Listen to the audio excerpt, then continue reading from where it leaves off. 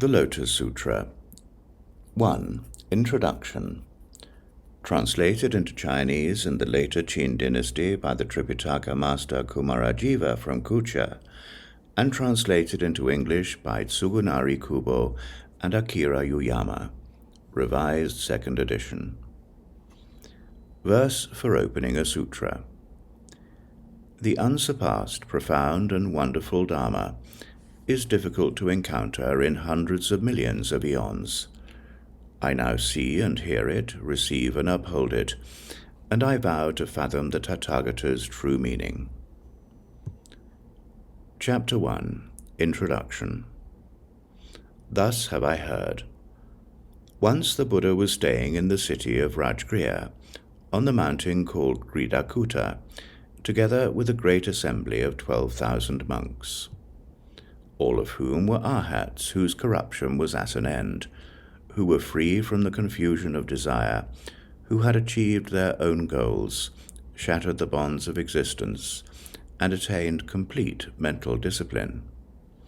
Their names were Ajnataka Undina, Mahakashapa, Uruvilva Kashapa, Gaya Kashapa, Nadikashyapa, Sariputra, Mahamautkalyayana, Mahakachayana, Aniruddha, Kapina, Gavampati, Revata, Pilindavatsa, Bakula, Mahakaushila, Nanda, Sundarananda, Puna, Maitreya, Niputra, Subhuti, Ananda, and Rahula.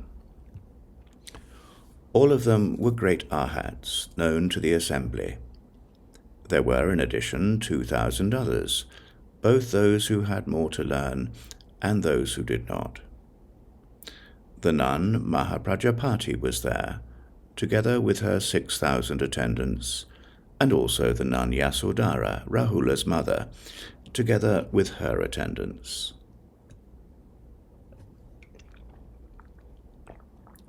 There were also 80,000 bodhisattva mahasattvas, all of whom were irreversible from highest complete enlightenment, and Uttara Samyak Sambodhi.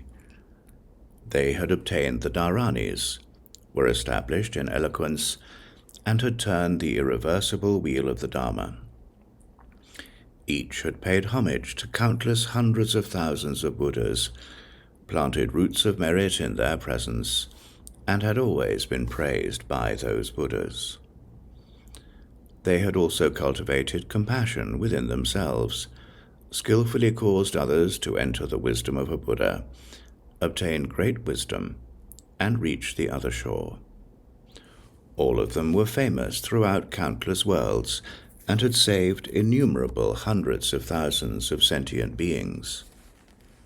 They were Manjushri, Avalokiteshvara, Mahastama Prapta, Nityodyukta, Aniksiptadura, Ratnapani, Paisajya Raja, Pradana Sura, Ratnachandra, Chandraprabha, Purnachandra, Mahavikramin, Ananta Vikramin, Trilyoka Vikrama, Bhadrapala, Maitreya, Ratnakara, and Susatavata. There were altogether 80,000 such bodhisattva mahasattvas. At that time, Shakra, king of the Devas, was also there, attended by 20,000 Devaputras. Chandra, Samantaganda, and Ratnaprabha, and the great Devas of the 4 quarters were there, together with a retinue of 10,000 Devaputras. The Devaputras Ishvara and Maheshvara were there, attended by 30,000 Devaputras. Brahma, the lord of the Saha world, as well as the great Brahma Sikhin and the great Brahma Jyotisprabha were there, together with a retinue of 12,000 Devaputras. The 8 Naga kings, namely Nanda, Upananda, Sagara, Vasukhin, Taksaka, Anavatapta, Manasvin, and Utpalaka were also there, each of them surrounded by several hundreds of thousands of attendants. There were 4 kings of the Kinnaras, whose names were Dharma, Sudama, Mahadharma and Dharmadhara, and each had several hundreds of thousands of attendants. The 4 kings of the Gandharvas were there. They were Manojna, Manojnasvara, Madura, and Madurasvara, each of them also with several hundreds of thousands of attendants. There too were 4 kings of the Asuras, called Badin, Karaskanda, Vimachitra, and Rahu, each with several hundreds of thousands of attendants.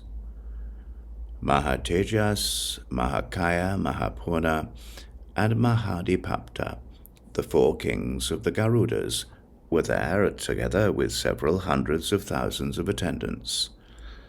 Finally, King Ajatasattu, Vaidehi's son, was also there with several hundreds of thousands of his attendants. Each of them, after having bowed at the Buddha's feet, withdrew and sat to one side.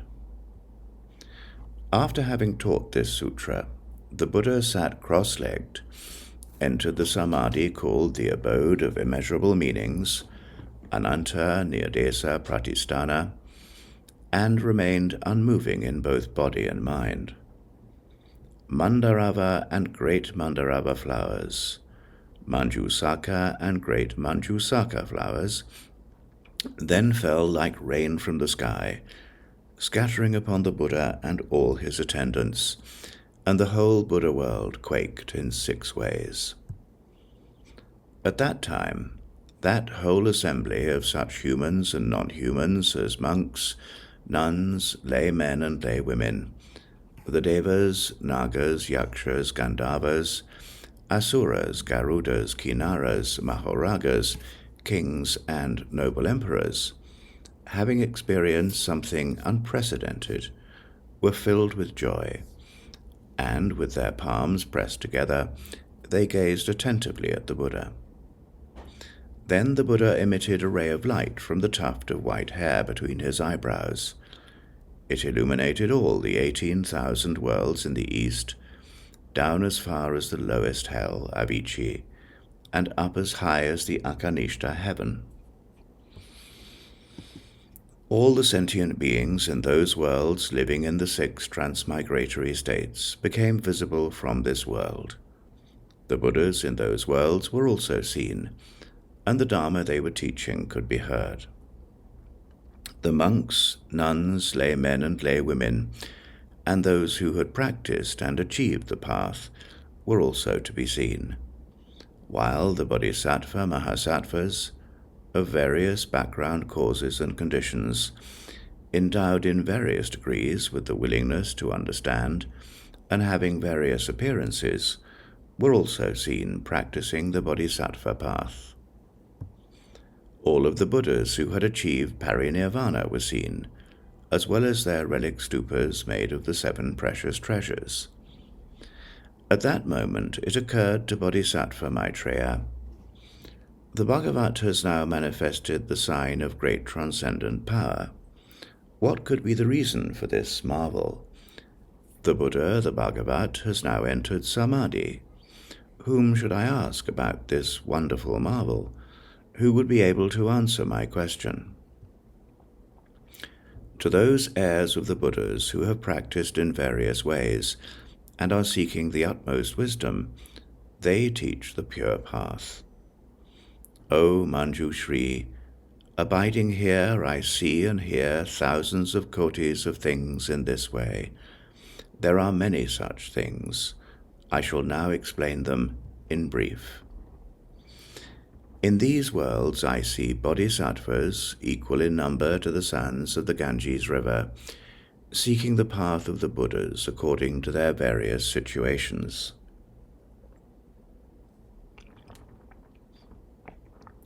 Some undertake the practice of giving gifts, joyfully giving gold, silver, coral, pearls, jewels, conch shells, agates, diamonds, servants, carts, and ornamented litters. They give these things joyfully, transferring the merit to the path of the Buddhas, wishing to obtain this vehicle, which is the highest in the 3 worlds, and praised by all the Buddhas. Other bodhisattvas give gifts such as ornamented carts yoked with 4 horses and furnished with railings, canopies, and decorated eaves. Moreover, I see bodhisattvas who, seeking for the highest path, give gifts such as their bodies, flesh, hands, and feet, as well as their wives and children. Moreover, I see bodhisattvas who are joyfully giving their heads, eyes, and bodies, while searching for the wisdom of the Buddhas. O Manjushri, I see kings making pilgrimages to the Buddhas, asking about the highest path, abandoning their prosperous lands, palaces, subjects, and harems, shaving their heads and beards, and wearing the robes of the Dharma. I see some bodhisattvas becoming monks, dwelling apart in tranquility, reciting the sutras with contentment. I also see bodhisattvas, persistent and courageous, going into remote mountains and contemplating the Buddha path. I see some abandoning worldly desires, dwelling always in lonely places, practicing profound meditations, and obtaining the 5 transcendent powers. I see bodhisattvas meditating with palms pressed together, praising the kings of the Dharma with thousands of myriads of verses. I also see bodhisattvas profound in wisdom and firm in resolution, asking the Buddha's questions, listening carefully, and retaining everything. Furthermore, I see heirs of the Buddhas endowed with concentration and wisdom, teaching the Dharma by innumerable illustrations for the benefit of living beings, leading and inspiring the bodhisattvas by joyously teaching the Dharma, destroying Mara and his minions, and beating the drums of the Dharma. I also see bodhisattvas who are tranquil and silent in ease, and never exult even in the homage paid by devas and nagas. I see bodhisattvas dwelling in forests, radiating light, alleviating the suffering of beings in the hells, and causing them to enter the Buddha path. I also see heirs of the Buddhas who have never fallen asleep, and are constantly wandering in forests in search of the Buddha path. I see some who are pure like jewels, endowed with integrity and faultless in behavior, in search of the Buddha path. Furthermore, I see heirs of the Buddhas in search of the Buddha path who have the power of perseverance, and patiently endure those of excessive pride, who abuse them verbally and physically. I see bodhisattvas who have been searching for the Buddha path for thousands of myriads of kotis of years, and who have renounced idlers and foolish companions, and approached the wise. Having single-mindedly rid themselves of inner confusion, they are meditating in mountain forests. I also see bodhisattvas seeking for the highest path, who are giving food and drink, and 100 kinds of medicine to the Buddha and the Sangha. They give superb garments and clothing worth thousands of myriads, and priceless robes to the Buddha and the Sangha.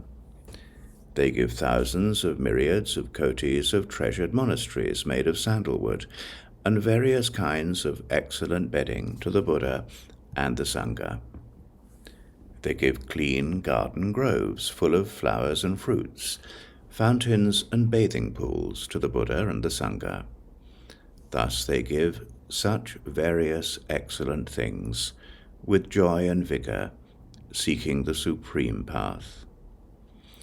There are also bodhisattvas who are teaching innumerable sentient beings the Dharma of tranquility in various ways. Furthermore, I see bodhisattvas who have perceived the essential character of all dharmas, phenomena, to be without duality, just like empty space. I also see heirs of the Buddhas who are seeking the highest path through this subtle wisdom, their minds free of attachment. O Manjushri, there are bodhisattvas who pay homage to the relics, sariras, of the Buddhas after their parinirvanas.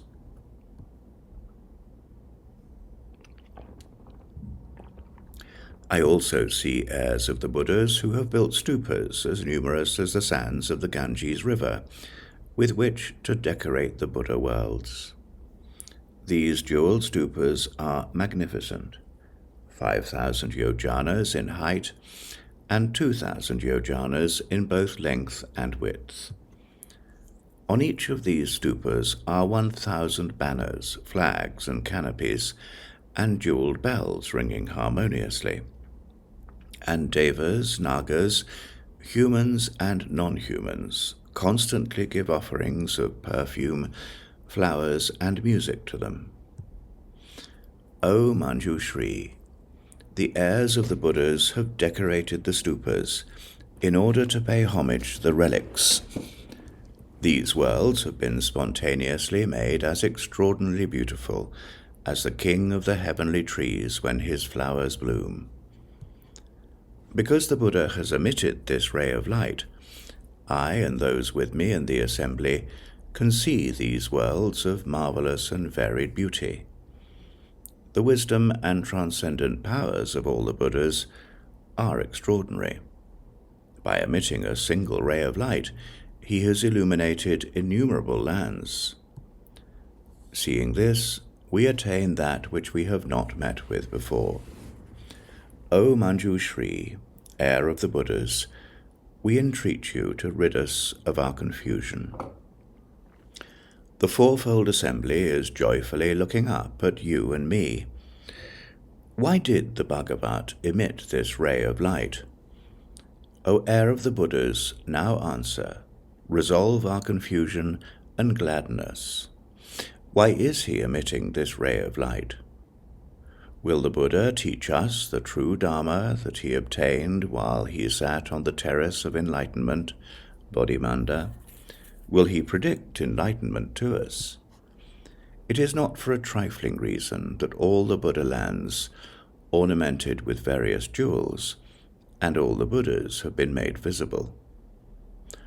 O Manjushri, you should know that the fourfold assembly, Nagas and Devas, look forward to hearing what you shall reveal. Thereupon Manjushri spoke to Bodhisattva, Mahasattva, Maitreya, and the other worthy beings.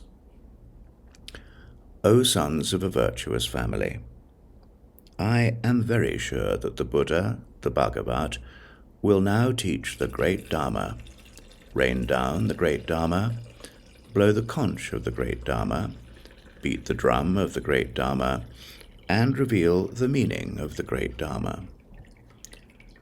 O sons of a virtuous family, I have seen Buddhas in the past who have shown this marvel and have taught the great Dharma immediately after emitting a ray of light. Therefore you should know that in the very same way the Buddha has now emitted this light and has shown this marvel in order to cause all sentient beings to hear and understand the Dharma, which in all the worlds is difficult to understand. O sons of a virtuous family, in the past, more than innumerable, unthinkable, incalculable kalpas ago, there was a Buddha called Chandra Surya Pradipa, a Tathagata, Arhat, completely enlightened, perfect in knowledge and conduct, well-departed, knower of the world, unsurpassed, tamer of humans, teacher of devas and humans, Buddha Bhagavat. He taught the true Dharma that was good in the beginning, good in the middle, and good in the end. It was profound in meaning, elegant in speech, and endowed with the character of the pure path of discipline and integrity. To those seeking for the Shravaka vehicle, he taught the Dharma with respect to the Four Noble Truths, causing them to overcome birth, old age, illness, and death, and to attain nirvana. he taught the Dharma with respect to dependent origination to the Pratyeka Buddhas, and to the Bodhisattvas he taught the Dharma with respect to the 6 perfections, paramitas, causing them to attain highest complete enlightenment and perfect all-knowledge, sarvajñāta. Then there was another Buddha named Chandra Surya Pradipa, and after him another Buddha also named Chandra Surya Pradipa. And so, in this way, 20,000 Buddhas all had the same name, Chandra Surya Pradipa. They also had the same family name, Bharadvaja. O Maitreya, you should know that these Buddhas, beginning from the first up to the last, all had the same name, Chandra Surya Pradipa, endowed with the 10 epithets. The Dharma that they taught was good in the beginning, the middle, and the end.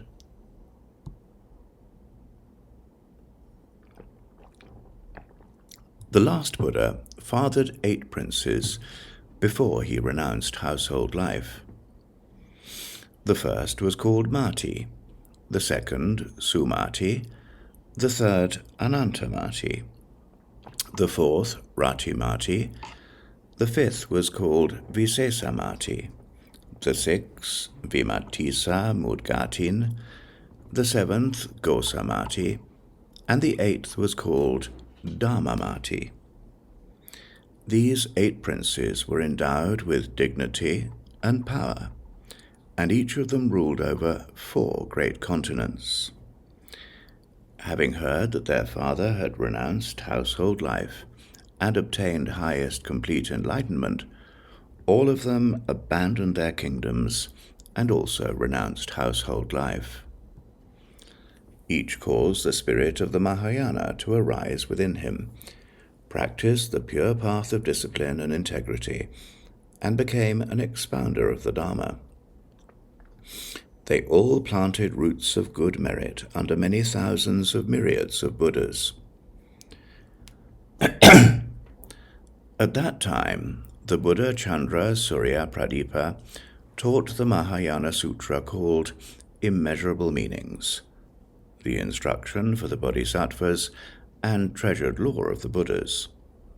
Having taught this sutra, he sat down cross-legged, undisturbed in body and mind among the great assembly, and entered the samadhi called the Abode of Immeasurable Meanings. Then Mandarava and Great Mandarava flowers, Manjusaka and Great Manjusaka flowers, fell like rain from the sky, scattering over the Buddha and all of his attendants, and the whole Buddha world quaked in 6 ways. At that time, all in that assembly of humans and non-humans, monks, nuns, laymen, laywomen, devas, nagas, yakshas, gandharvas, asuras, garudas, Kimnaras, Mahoragas, kings, and noble emperors, having experienced such an unprecedented marvel, were filled with joy, and pressing their palms together, they gazed attentively at the Buddha. Then the Buddha emitted a ray of light from the tuft of white hair between his eyebrows, which completely illuminated all the 18,000 worlds in the East, in the same way that all of these Buddha worlds are visible now. O Maitreya, you should know that at that time there were 20 kotis of bodhisattvas in the assembly who wanted to hear the Dharma. All of these bodhisattvas, having seen all the Buddha worlds completely illuminated by this ray of light, were struck with wonder and wanted to know why it was emitted. A bodhisattva named Varaprabha was there with his 800 disciples. At that time, the Buddha Chandra Surya Pradipa, having emerged from Samadhi, remained sitting for 60 intermediate kalpas, and revealed to Bodhisattva Varaprabha the Mahāyāna Sutra called Saddharma Puṇḍarīka, the White Lotus of the marvelous law, hereafter Lotus Sutra, which was the instruction for bodhisattvas and the treasured lore of the Buddhas. The assembly also sat there undisturbed in body and mind, listening to the Buddha's exposition for 60 intermediate kalpas, as if only a single mealtime had passed. During that time, not a single person among them experienced fatigue of body or mind. Having taught this sutra for 60 intermediate kalpas, the Buddha Chandra Surya Pradipa made this proclamation to the assembly of Brahmas, Maras, Shramanas, Brahmans, Devas, humans, and Asuras, saying, "On this day, during the middle watch of the night, the Tathagata will enter nirvana without residue." Then the Buddha Chandra Surya Pradipa gave this prediction to a bodhisattva called Srigaba. Addressing the monks, he said, "This bodhisattva Srigaba will become the next Buddha after me. He will be called Vimalanganetra, a Tathagata, Arhat, completely enlightened." The Buddha, after having made this prediction, entered nirvana without residue during the middle of the night. After the Buddha passed into extinction, Bodhisattva Varaprabha, having preserved the Lotus Sutra, taught it to humans for the full period of 80 intermediate kalpas. This Bodhisattva Varaprabha was made the teacher for the Buddha. Chandra Surya Pradipa's 8 princes. Varaprabha led and inspired them and caused them to be firm in highest complete enlightenment. After paying homage to innumerable hundreds of thousands of myriads of kotis of Buddhas, all these princes attained the path of the Buddhas. The last of these to become enlightened was named Dipamkara. Among the 800 disciples of Bodhisattva Varaprabha, there was a man named Yasaskama, who was attached to profit. Even though he had repeatedly recited the sutras, he never became versed in them, and forgot the greater part. That is why he was called Yasaskama, fame seeker. But because he had also planted various roots of good merit, he was able to meet innumerable hundreds of thousands of myriads of kotis of Buddhas, whom he rendered homage to, honored, revered, and praised. O Maitreya, you should know that Bodhisattva Varaprabha at that time was none other than myself, and Bodhisattva Yasaskama was none other than you. The marvel we see here is exactly the same as the previous one. Therefore, I am certain that today the Tathagata will teach the Mahāyāna Sutra called the Lotus Sutra, the instruction for bodhisattvas and treasured lore of the Buddhas. Thereupon Manjushri, wanting to explain the meaning of this further, spoke to the great assembly in verse. I remember that in the past, innumerable, incalculable kalpas ago, there was a Buddha, the best of humans, called Chandra Surya Pradipa.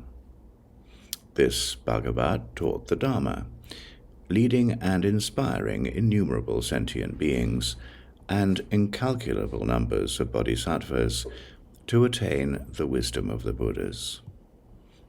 Before renouncing household life, the Buddha fathered 8 princes. Having seen the great sage renounce household life, they also followed him and practiced the pure path of discipline and integrity. At that time, the Buddha taught and extensively illuminated the Mahāyāna Sutra called Immeasurable Meanings to the Great Assembly.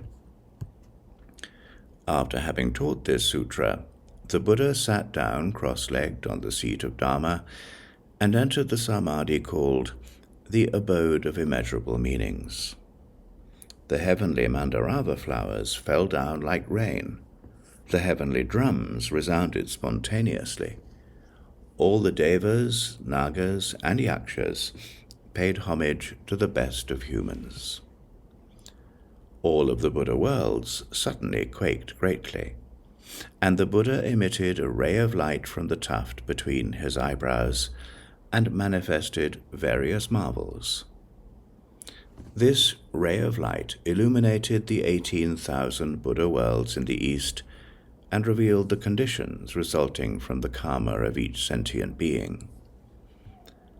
Through this light of the Buddha, all the Buddha worlds appeared as if they were decorated with various jewels, such as lapis lazuli or crystal.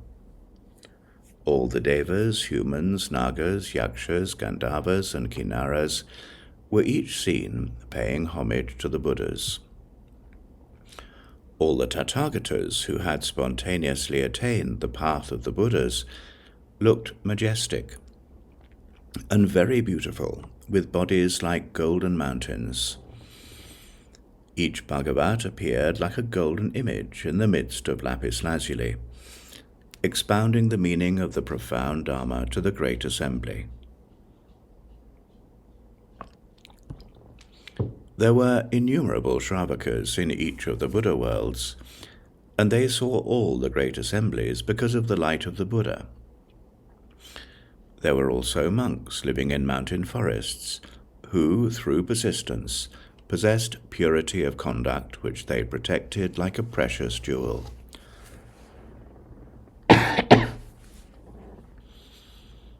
There were bodhisattvas, as numerous as the sands of the Ganges River, practicing by giving, dana, perseverance, ksanti, and so on, i.e. the 6 perfections, who also became visible through the light of the Buddha.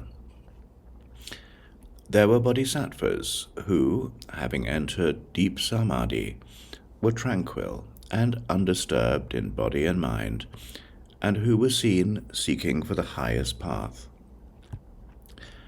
There were also bodhisattvas who, knowing the tranquil character of the Dharma, were seen teaching the Dharma and seeking the path of the Buddhas in each of the Buddha worlds.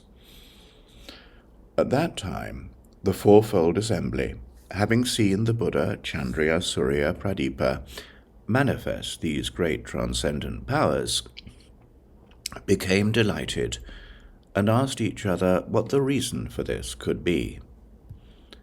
The Noble One, revered by Devas and humans, then emerged from Samadhi and praised Bodhisattva Varaprabha, saying, "You are the eye of the world. You are believed in by all and possess the treasure house of the Dharma. You are the only one who can understand the Dharma that I have taught." The Bhagavat praised Varaprabha, delighting him, and taught this Lotus Sutra for the full period of 60 intermediate kalpas without rising from his seat. This expounder of the Dharma, Varaprabha, firmly and completely preserved this most excellent Dharma that was taught by the Buddha. After having taught this Lotus Sutra, and having then gladdened the assembly on that very day, the Buddha told the assembly of Devas and humans, "I have already taught you the meaning of the essential character of all dharmas. Today I will enter nirvana in the middle of the night. Exert yourselves attentively and rid yourselves of negligence. The Buddhas are extremely hard to meet, and can be encountered only once in kotis of kalpas." All the sons of the Bhagavat, on hearing that the Buddha was to enter nirvana, became sad, thinking, "Why will the Buddha enter nirvana so soon?" The noble Lord, the King of the Dharma, consoled the innumerable beings, saying, "Do not fear after I enter nirvana. This Bodhisattva Sri Gaba has fully realized the true character of freedom from corruption, and after me he will become a Buddha named Vimalangetra, and then he will bring innumerable sentient beings to the path. And that night the Buddha entered nirvana. Like a fire that goes out when the wood is exhausted, his relics were distributed, and innumerable stupas were built. There were monks and nuns as numerous as the sands of the Ganges River, who increased their efforts and sought for the highest path. This expounder of the Dharma, Varaprabha, possessed of the treasure house of the Buddha, extensively proclaimed the Lotus Sutra for 80 intermediate kalpas. All of the 8 princes, led and inspired by Varaprabha, became firmly established in the highest path and met innumerable Buddhas. After having paid homage to the Buddhas and following them in their practice of the great path, they all in turn received their predictions, becoming Buddhas in succession. The last Buddha, the highest of Devas, was called Dipamkara, and as the leader of all the sages, had brought innumerable sentient beings to the path. This expounder of the Dharma, Varaprabha, had one disciple who was lazy and attached to fame and fortune.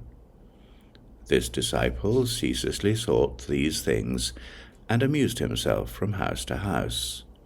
He abandoned recitation of the sutras, and, forgetting them, never became versed in them. For this very reason he was named Yasaskama. But since he had also performed many good deeds, he was able to meet innumerable Buddhas. He paid homage to all these Buddhas, and having practiced the great path after them, acquired all the 6 perfections, and now meets the lion of the Sakyas. He shall subsequently become a Buddha called Maitreya, who will extensively bring innumerable sentient beings to the path.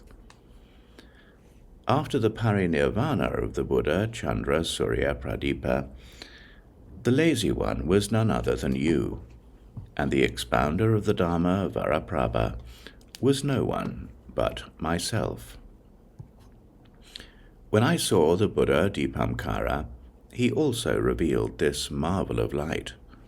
That is why I know that this Buddha will now teach the Lotus Sutra. This sign is just like the previous marvel. It is the skillful means of all the Buddhas. The Buddha has now emitted this ray of light in order to reveal the essential character of Dharmas. Now it should be clear to everyone. Wait attentively with palms pressed together. Having reigned the Dharma, the Buddha will satisfy those seeking the path. If there is anyone seeking the 3 vehicles who still has any doubts, the Buddha will completely remove them, extinguishing them, with none left over. The Lotus Sutra, Chapter 2, Skillful Means.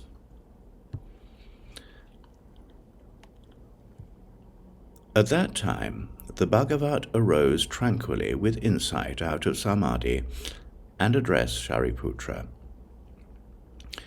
Profound and immeasurable is the wisdom of the Buddhas.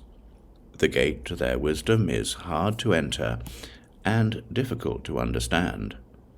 None of the Shravakas and Pracheka Buddhas may be capable of understanding it. Why is this? The Buddhas have closely attended innumerable hundreds of thousands of myriads of kotis of other Buddhas. They have exhaustively carried out practices with courage and persistence under uncountable numbers of Buddhas, their names becoming universally renowned. They have perfected this profound and unprecedented Dharma, and their intention in adapting their explanations to what is appropriate is difficult to understand. O Sariputra, after attaining Buddhahood, I expounded the teaching extensively, with various explanations and illustrations, and with skillful means, upaya, led sentient beings to rid themselves of their attachments. Why is this? Because all the Tathagatas have attained perfect mastery of skillful means, wisdom, and insight. O Sariputra, the wisdom and insight of the Tathagatas is extensive, profound, immeasurable, and unhindered. They are possessed of power, fearlessness, meditation, liberation, and samadhi that is profound and endless. They have completely attained this unprecedented Dharma. O Sariputra, the Tathagatas can, through various methods, skillfully illuminate the Dharma with gentle speech, and gladden the hearts of the assemblies. O Sariputra, to put it briefly, the Buddhas have attained this immeasurable, limitless, and unprecedented Dharma. Enough, O Sariputra, I will speak no further. Why is this? Because the Dharma that the Buddhas have attained is foremost, unique, and difficult to understand. No one but the Buddhas can completely know the real aspects of all dharmas, that is to say, their character, nature, substance, potential, function, cause, condition, result, effect, and essential unity. Thereupon the Bhagavat spoke these verses to explain this meaning again. The heroes of the world are inconceivable. Neither devas, humans, nor any other sentient beings are able to comprehend them. No one is able to discern the power, fearlessness, liberation, samadhi, and other attributes of the Buddhas. Formerly, under innumerable Buddhas, they have fully accomplished their practices, and the Dharma, which is profound and excellent, hard to perceive and difficult to understand. Having pursued these practices for innumerable kotis of kalpas, I attained the result on the terrace of enlightenment, and understood completely.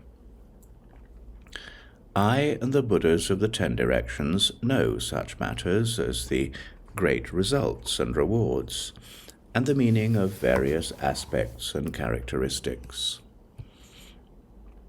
It is impossible to explain this Dharma. The powers of speech fail.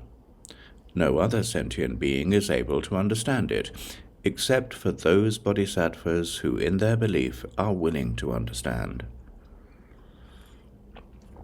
Even the multitude of the Buddha's disciples, who have formerly paid homage to all the Buddhas, who have put an end to all their corruption, and are bearing their last bodies, are not able to understand it. Even if this whole world were filled with those such as Sariputra, and they tried together to comprehend it, they still would not be able to understand completely the wisdom of the Buddhas. Again, even if the worlds of the 10 directions were filled with such disciples as Sariputra, and they tried together to comprehend it, they still would not be able to completely understand. And even if the worlds of the 10 directions were filled with Prachika Buddhas, as numerous as bamboo trees in a grove, who had keen wisdom and were bearing their last bodies free from corruption, even if they tried together single-mindedly for innumerable kalpas to comprehend the wisdom of the Buddhas, still they would not understand it in the least.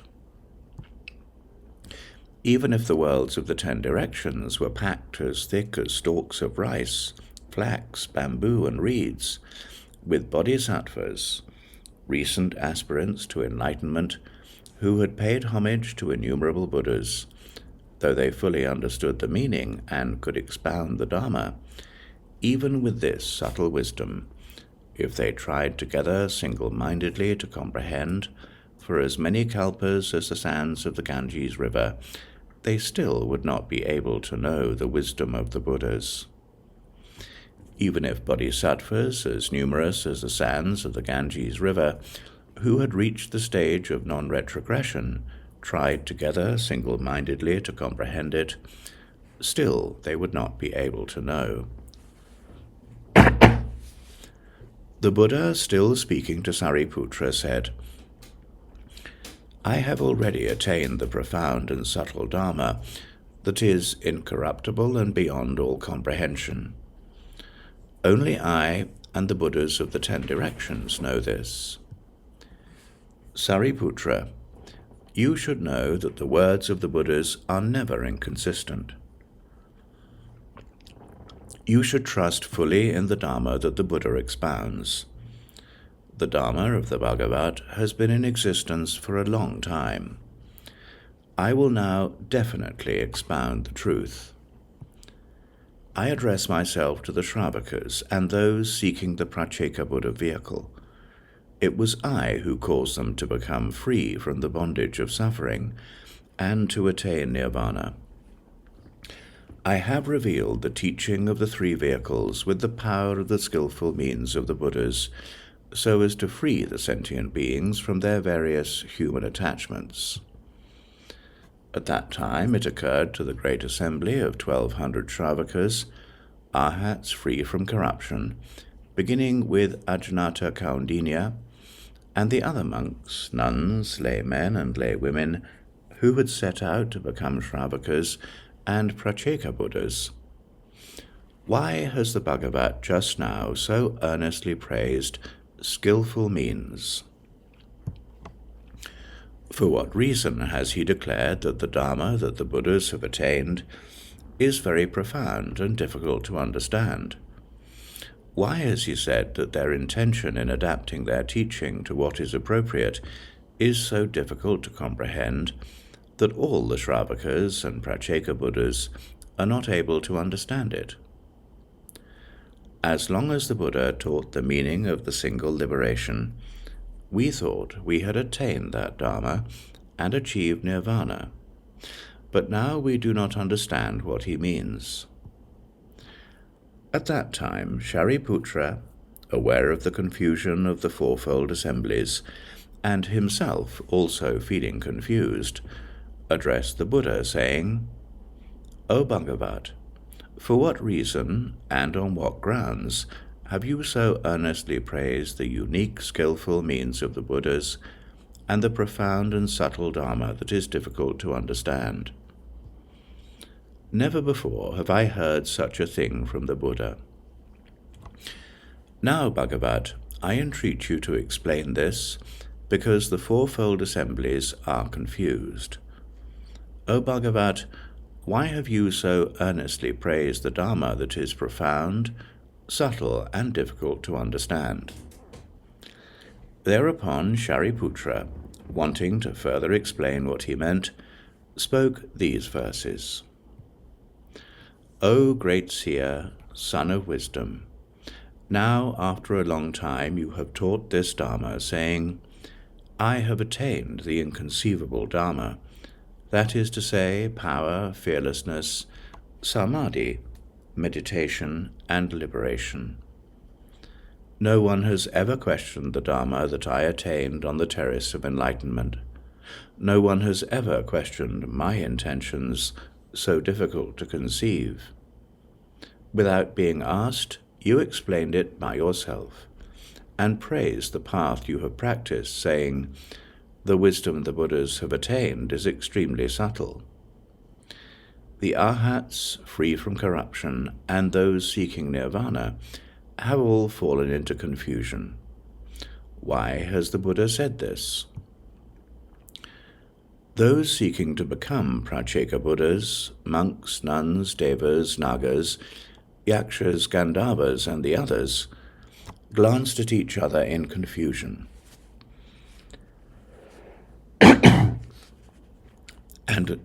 and looking toward the best of humans, asked, 'O Buddha, we entreat you to explain why this is so.' The Buddha has said that I am the foremost among the Shravakas, yet now I am confused about my own knowledge, and unable to understand. Is it the ultimate Dharma? Is it a path to be practiced?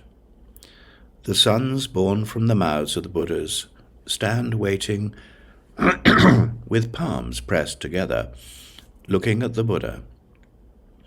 I entreat you to proclaim the truth, speaking in the finest voice. The Devas, Nagas, and others, as numerous as the sands of the Ganges River, as many as 80,000 bodhisattvas who are seeking Buddhahood, and noble emperors who have come from myriads of kotis of countries, are all standing respectfully with palms pressed together, asking how to accomplish the path.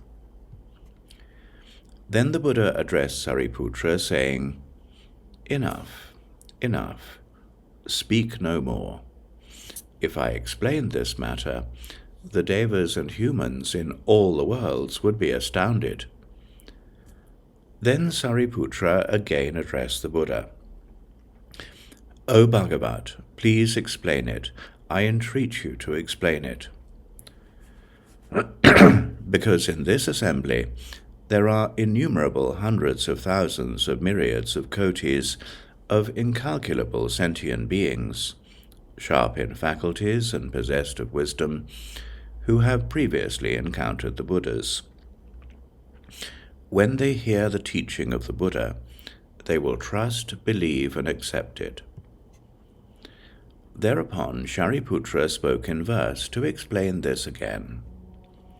O King of the Dharma, the best of humans, I entreat you to explain it. Please explain it without hesitation. In this assembly, there are innumerable sentient beings who will trust and accept it.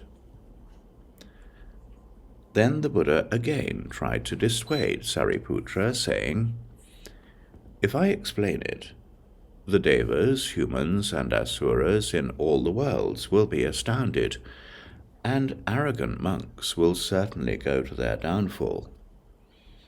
At that time the Bhagavat again spoke in verse. Enough, enough, speak no more. The Dharma that I have attained is excellent and incomprehensible. Though the arrogant hear it, they will never accept it.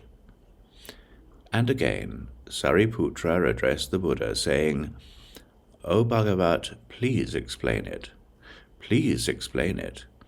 In this assembly there are people like me and others, numbering into the hundreds of thousands of myriads of kotis of beings, who have been led and inspired by the Buddhas in their former existences. Such people will certainly trust, believe, and accept it, and they will benefit, profit, and receive solace from it for a very long time. Thereupon Sariputra spoke these verses to elaborate on what he meant. O best of humans, please teach the ultimate Dharma. I am the eldest son of the Buddha. Please illuminate and explain it. Innumerable beings in this assembly will certainly trust and accept this Dharma, because the Buddha in former existences led and inspired such people. All of them will attentively listen and accept, their palms pressed together, to the words of the Buddha. I entreat you to illuminate and explain it, for the assembly of 1,200 people like me and the others seeking Buddhahood. When they hear this Dharma, they will bring forth great joy. Then the Bhagavat spoke to Sariputra, saying, You have now persistently asked me 3 times. How could I possibly not explain it to you? Therefore listen carefully and pay close attention. I will now illuminate and explain it. When he said this, 5,000 monks, nuns, laymen, and laywomen in the assembly immediately got up from their seats, bowed to the Buddha, and left. What was the reason for this?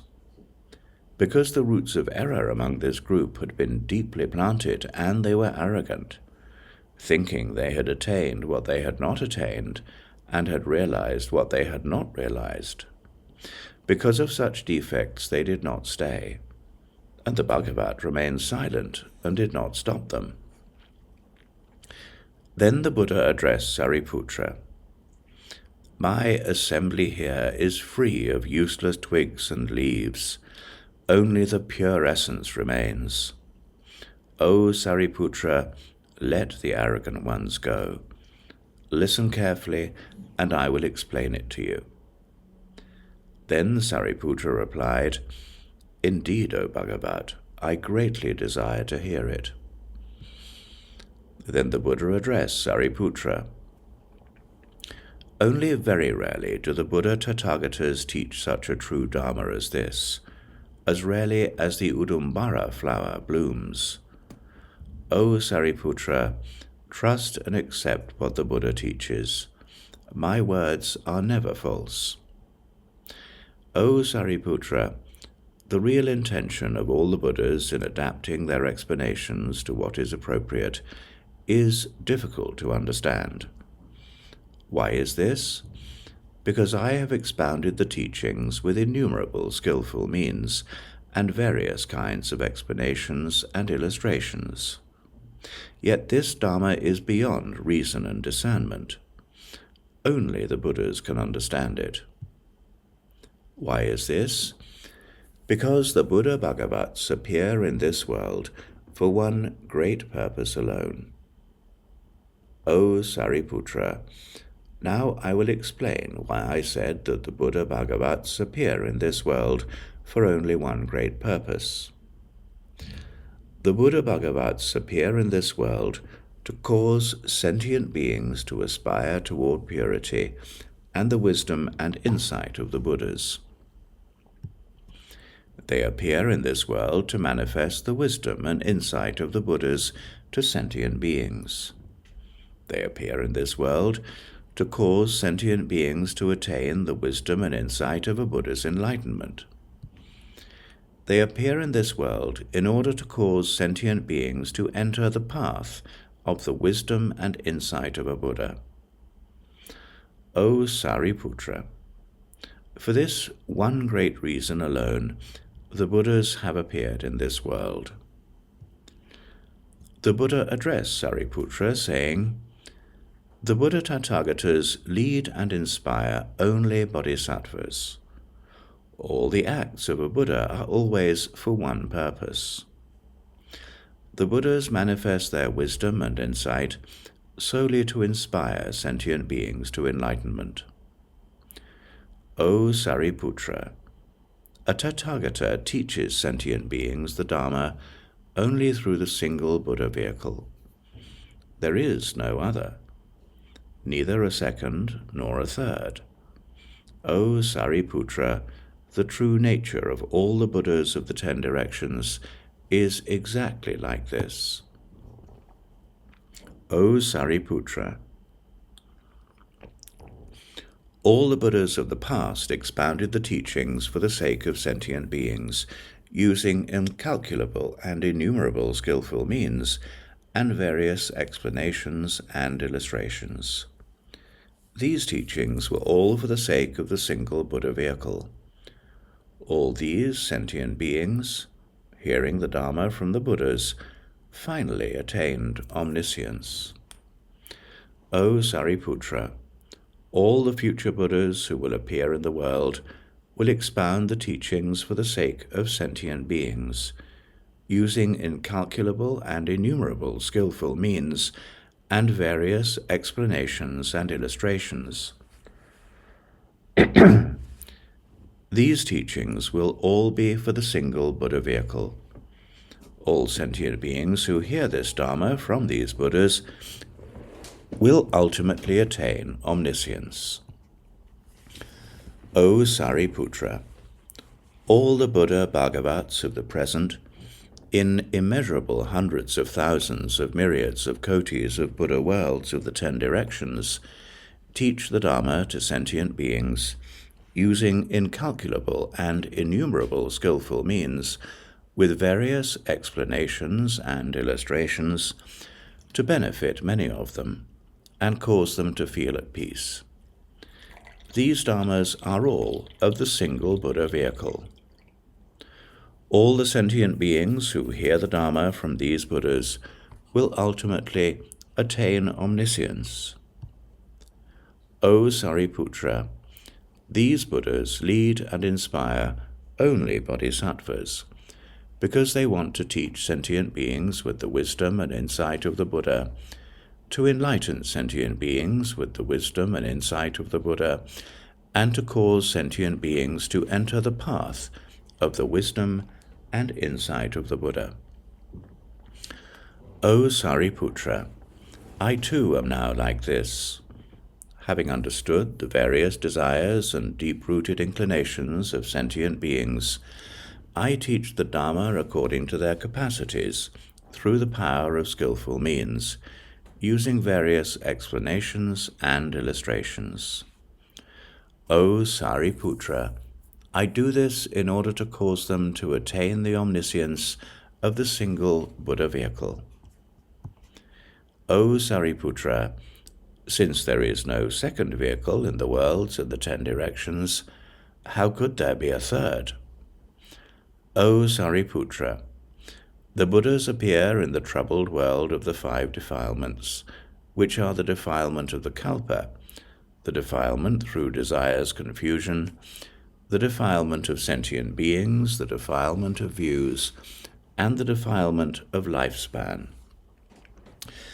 Therefore, O Sariputra, in the period of the decadent kalpa, because sentient beings are filthy, greedy, jealous, and develop roots of error, all the Buddhas illuminate the 3 vehicles with the power of skillful means in order to teach the single Buddha vehicle.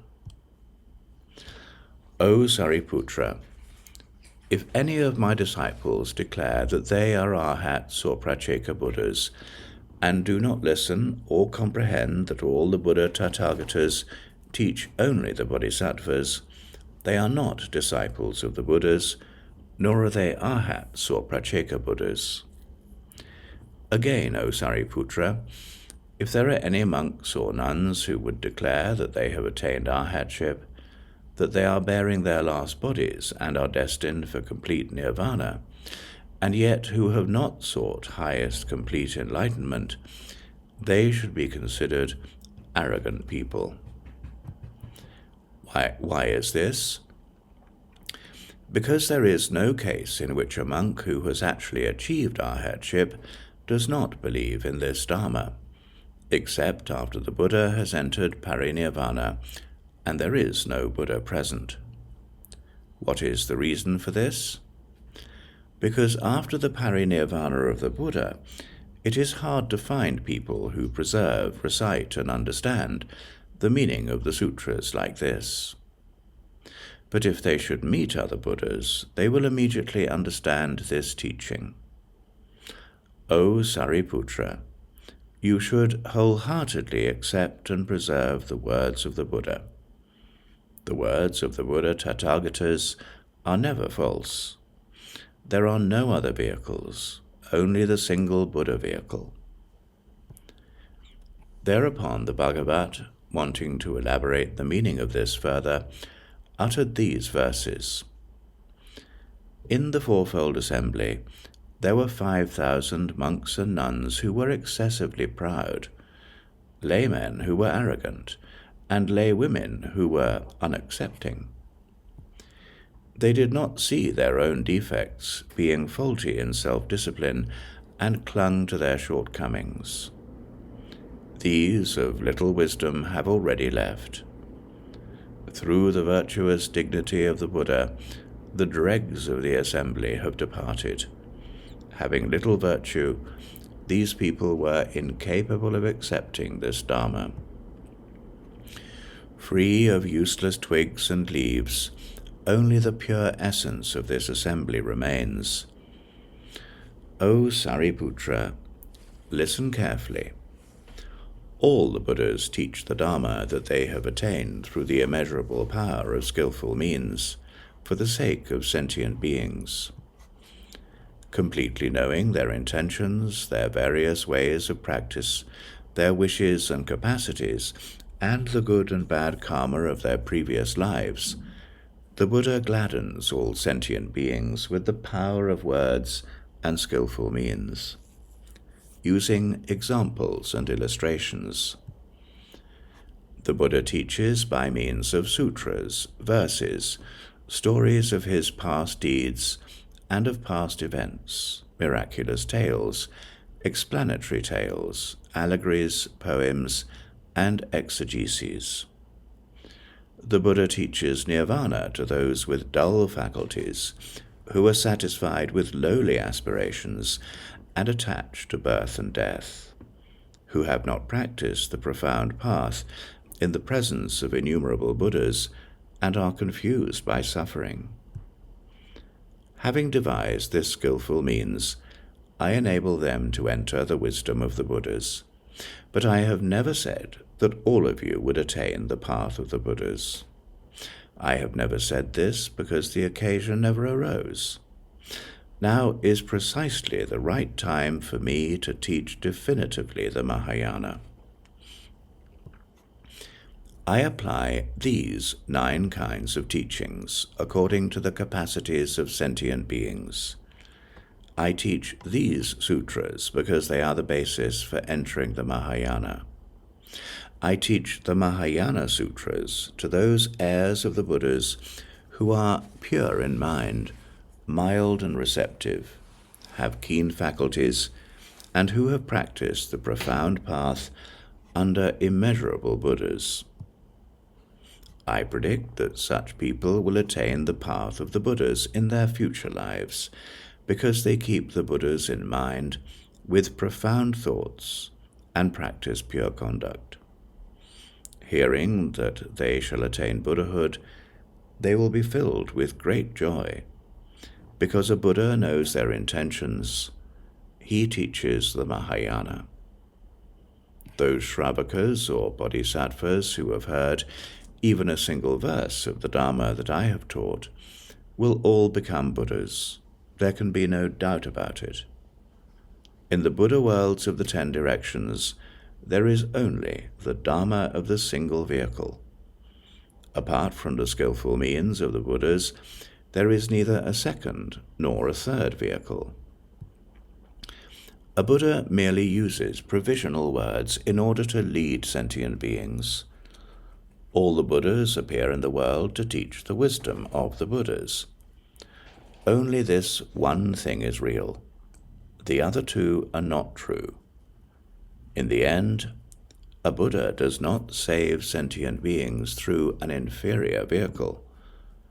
The Buddhas themselves abide in the Mahāyāna.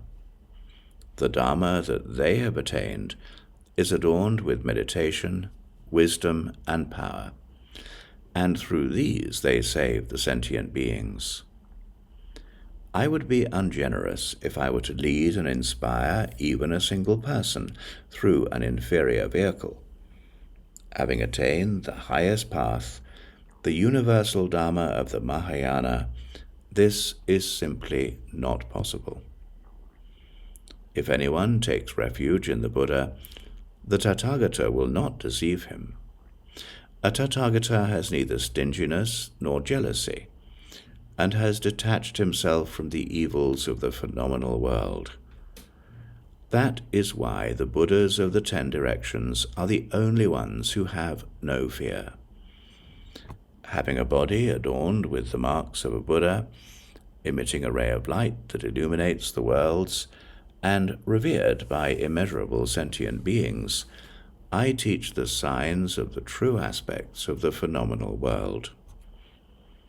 O Sariputra, you should know that originally I made a vow to make all sentient beings my equal without any difference.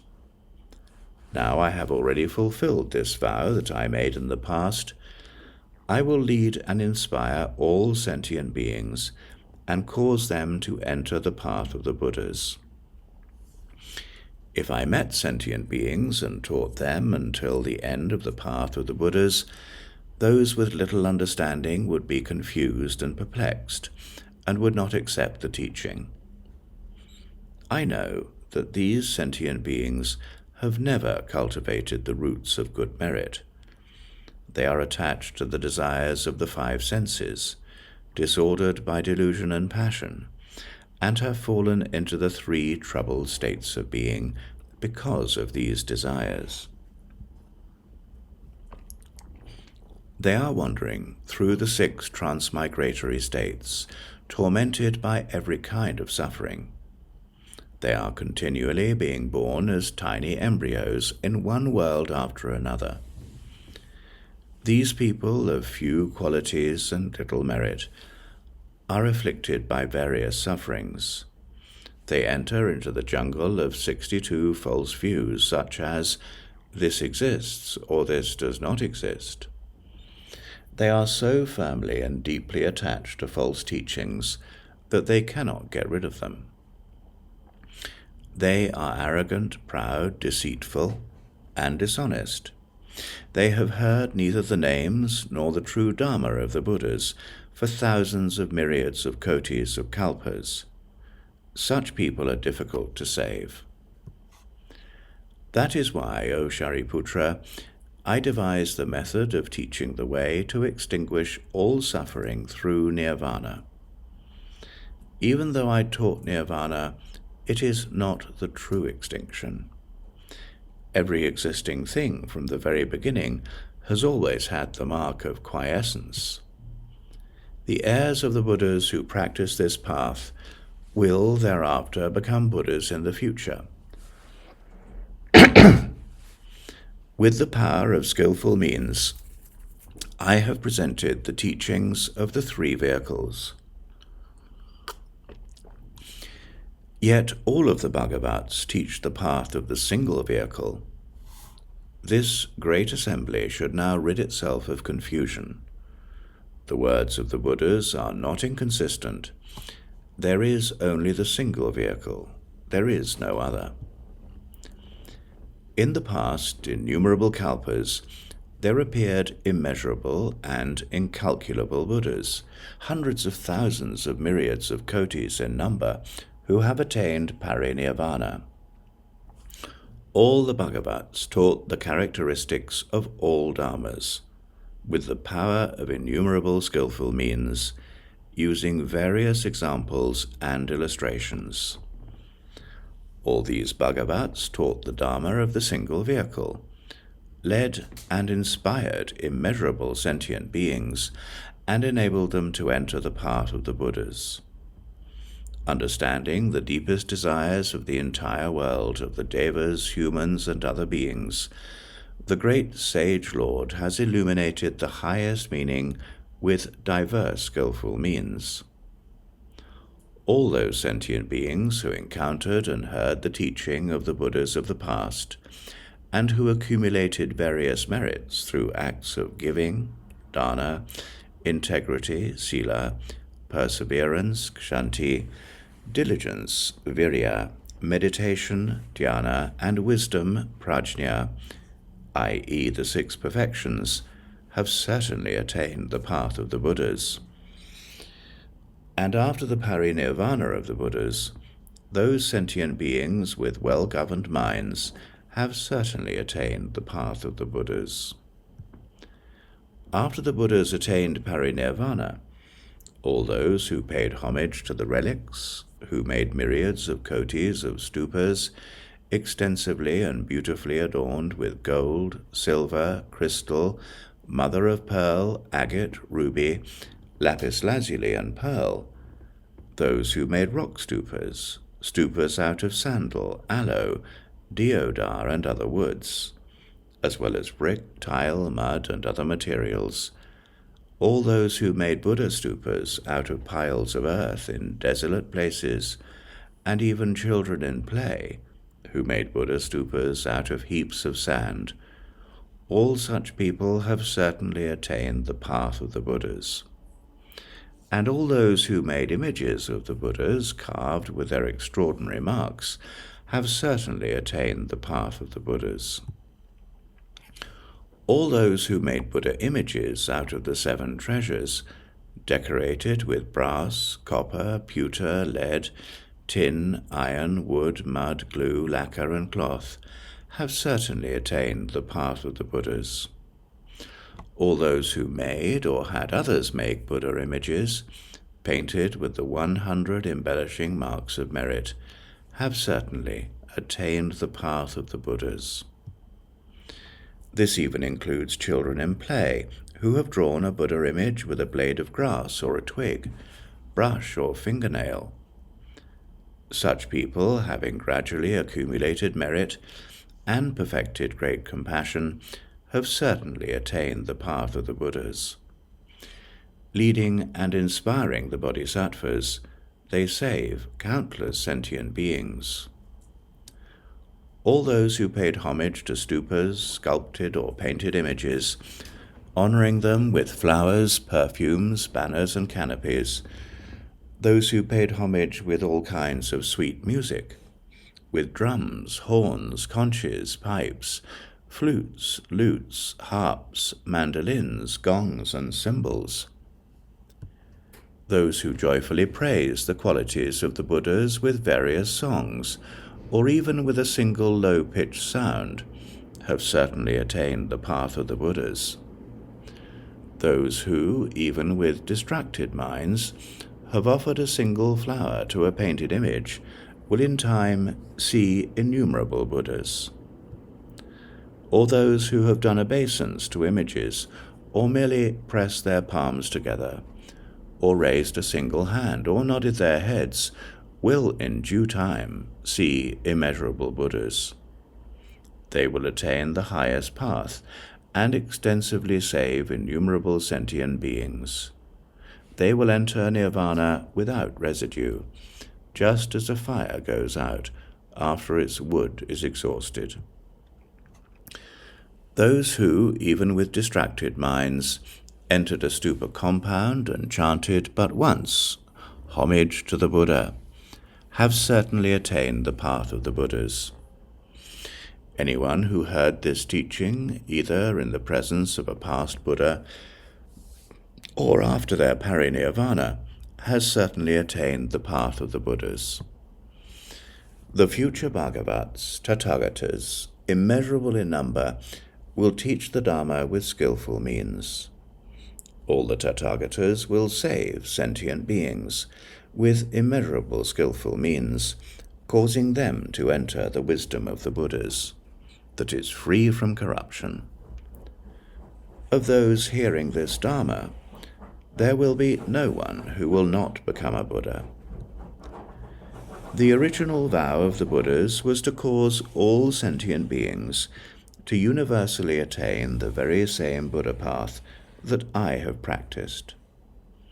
Even though the Buddhas of the future will teach hundreds of thousands of kotis of innumerable paths to the Dharma, their teachings will actually be for the sake of the single vehicle. All the Buddhas, the best of humans, know that all Dharmas are ever without substance, and that the Buddha seeds germinate through dependent origination. That is why they will teach the single vehicle. Having realized on the terrace of enlightenment that the state of the Dharma is permanent and unchangeable in this world, the leaders will teach with skillful means. The present Buddhas of the 10 directions, as numerous as the sands of the Ganges River, revered by devas and humans, appear in the world and teach this Dharma to make sentient beings feel at peace. They know the utmost tranquility, and although they teach various paths with the power of skillful means, their teachings are actually for the Buddha vehicle. Knowing the character of sentient beings, their deep intentions, past acts, wishes, persistence, and strength, their keen or dull faculties, the Buddhas teach with skillful means, using various explanations, illustrations, and words, in accordance with the capacities of sentient beings. Now I too reveal the path of the Buddhas through various paths to the Dharma to make sentient beings feel at peace.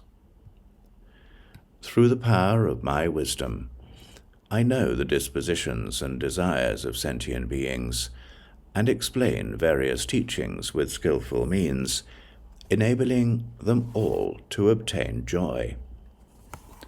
O Sariputra, you should know that through the Buddha eye, I see beings wandering in the 6 states of existence, who are poor, deprived of merit and wisdom, who are entering into the bitter path of birth and death, and are suffering repeatedly and without end. Sitting on the terrace of enlightenment for the first time, looking at the Bodhi tree and walking about, during those 21 days I was thinking thus: the wisdom I have attained is subtle and supreme, but the faculties of sentient beings are dull. They are attached to pleasures and blinded by delusion. How can I save such beings? Then Brahma and his Devaputras, Sakra, the world protectors of the 4 quarters, Maheshvara and the other Devas, together with a retinue of hundreds of thousands of myriads of attendants, paid their respects with palms pressed together, and begged me to turn the wheel of the Dharma. Then I thought, if I only praise the Buddha vehicles, those beings who are submerged in suffering will not believe this Dharma. Because they reject and do not believe the Dharma, they will fall into the 3 troubled states of being. I would rather not teach the Dharma, and instead immediately enter nirvana. Then I thought of the power of skillful means practiced by past Buddhas. This path that I have attained should now also be taught as the 3 vehicles. When I thought this, the Buddhas of the 10 directions appeared, and with beautiful voices praised me, saying, O Shakyamuni, splendid, O supreme leader, you have attained the highest Dharma, and yet still use the power of skillful means, following all the other Buddhas. We too have attained the best and utmost Dharma, and with discretion have explained the 3 vehicles for the sake of sentient beings. Those with little wisdom seek inferior teachings, and do not believe that they will become Buddhas. That is why we use skillful means, and with discretion teach of various results. Although we teach the 3 vehicles, it is just for the instruction of the Bodhisattvas.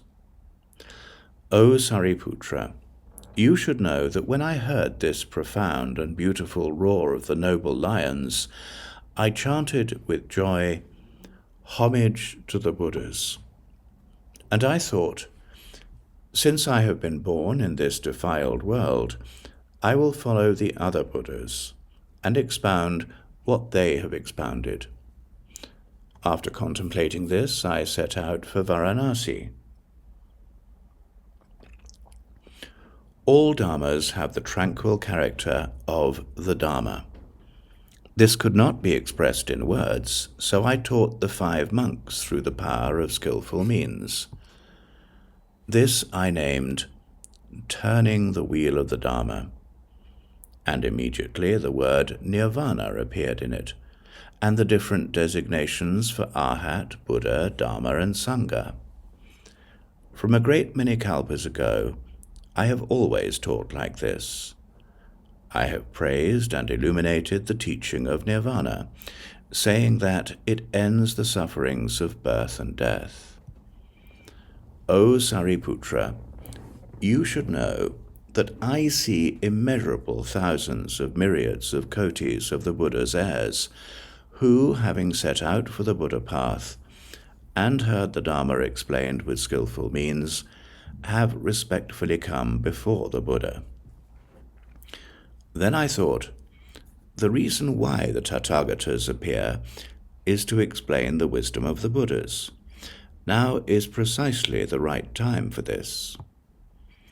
Sariputra, You should know that those who have dull faculties and little wisdom, and those who are attached to mere signs and are arrogant, cannot accept this teaching.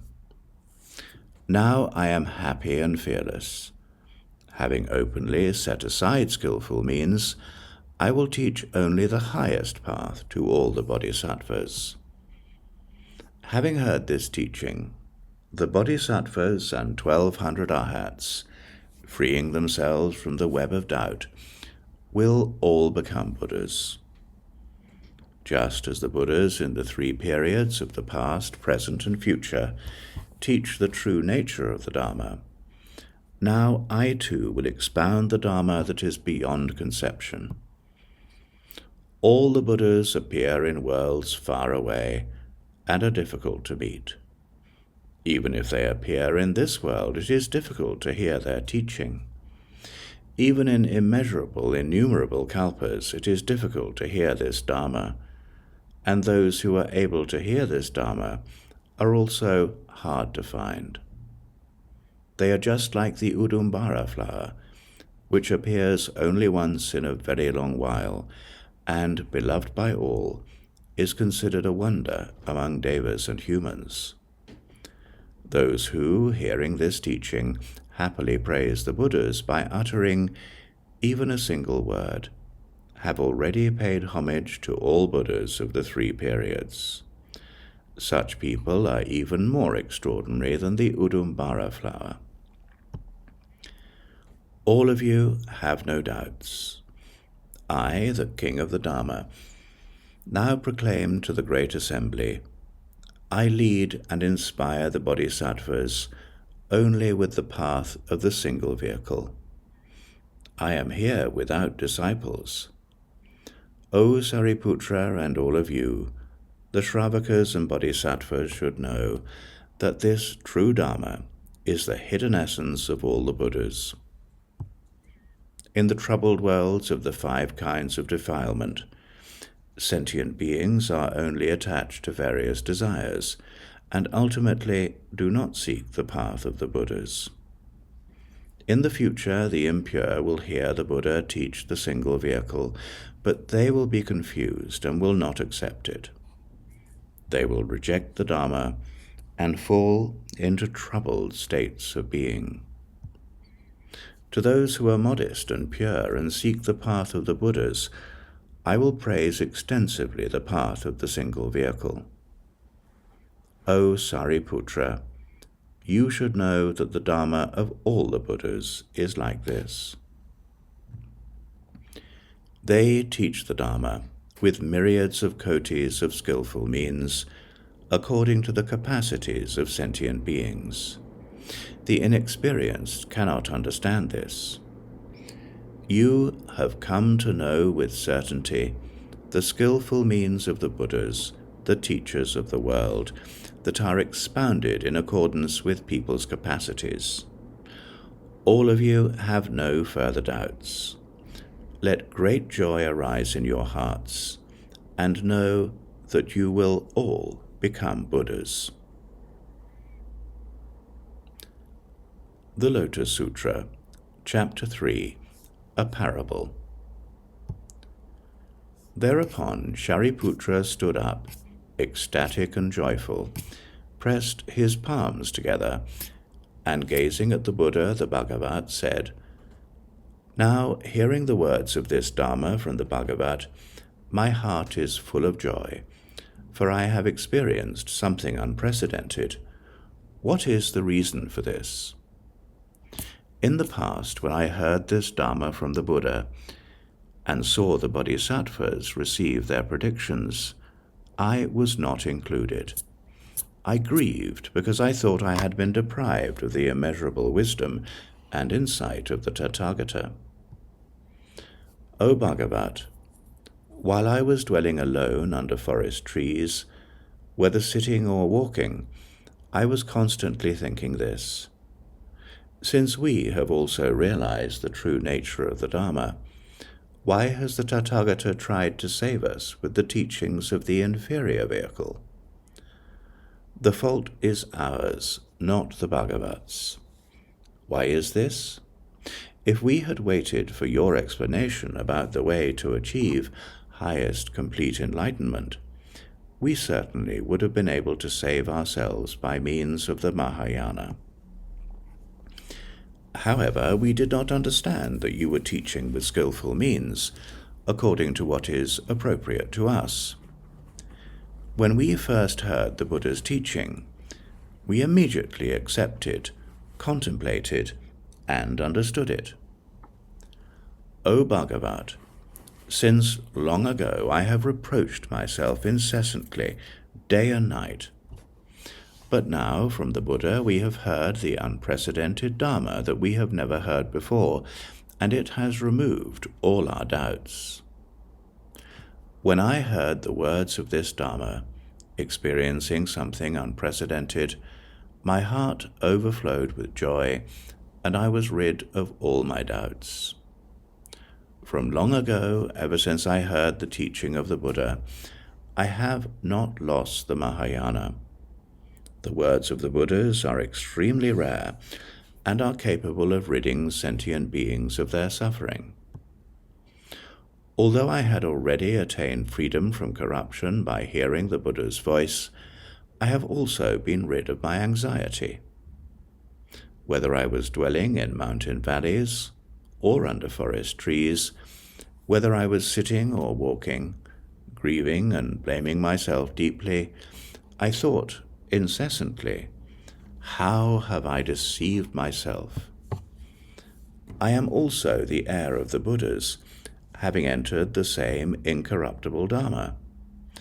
Nevertheless, in the future I shall not be able to explain the highest path. The golden color, the 32 marks, the 10 powers, and the liberations are all in the same Dharma, and yet I have not attained any of these. Moreover, such qualities as the 80 excellent and 18 special characteristics are completely lost to me. When I was wandering alone, I saw the Buddha in the great assembly, filling the 10 directions with his fame and greatly benefiting sentient beings. I then thought, I have lost all these benefits because I have been deceiving myself. I thought about this constantly day and night and wanted to ask the Bhagavat, have I or have I not lost these? Now I have heard the words of the Buddha, explaining to sentient beings the incorruptible Dharma, which is difficult to comprehend, and making them enter the terrace of enlightenment. Formerly, I was attached to false views and was a teacher of Brahmins. The Bhagavat, knowing my mind, removed the false views and taught Nirvana. I got rid of false views completely and attained the teaching of emptiness. At that time, I considered myself to have attained Nirvana. But now I have become aware that this was not the real Nirvana. When I become a Buddha, I shall be endowed with the 32 marks, and be honored by devas, humans, yakshas, and nagas. Only then can it be said that I have permanently attained nirvana without residue. Before the great assembly, the Buddha has proclaimed that I will become a Buddha. After hearing these words of the Dharma, I was immediately rid of all my doubts.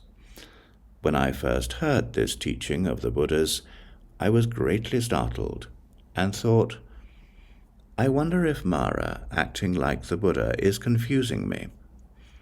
But the Buddha, who teaches skillfully by means of various explanations and illustrations, has made my mind tranquil like the ocean. While listening to him, I was freed from the web of my doubts. The Buddha has said that immeasurable Buddhas who have attained parinirvana in the past, established in the use of skillful means, have also taught this Dharma. Immeasurable Buddhas in the present and future will also teach this Dharma with various skillful means.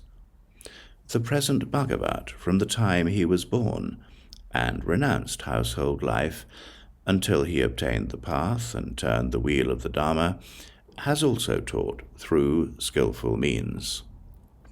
The Bhagavat teaches the real path, but the wicked one does not. Therefore, I know definitely that it was not Mara acting like the Buddha. Because I fell into a web of doubt, I thought that Mara was impersonating the Buddha.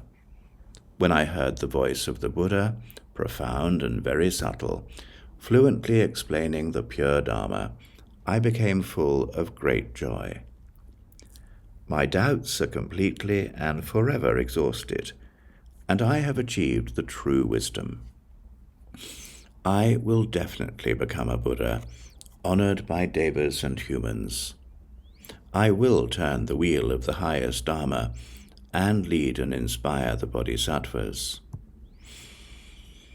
At that time, the Buddha said to Sariputra, I will now reveal to you before the great assembly of devas, humans, samanas, and brahmins that in the past, in the presence of 200,000 kotis of Buddhas, I led and inspired you constantly for the sake of the highest path. You have followed my instructions for a long time. Because I led you with skillful means, you were born in my Dharma. O Sariputra, in the past I inspired you to seek the Buddha path. Yet just now you had completely forgotten this and considered yourself to have attained nirvana.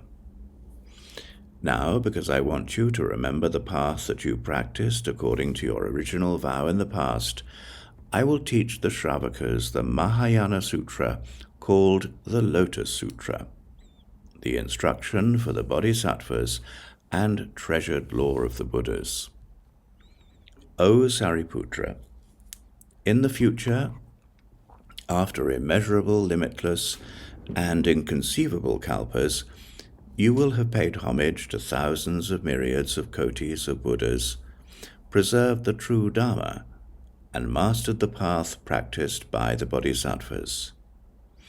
You will become a Buddha called Padmaprabha, a Tathagata, Arhat, completely enlightened, perfect in knowledge and conduct, well departed, knower of the world, unsurpassed, tamer of humans, teacher of devas and humans, Buddha Bhagavat.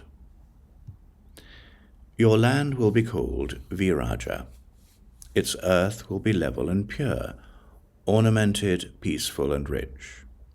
The devas and humans will prosper.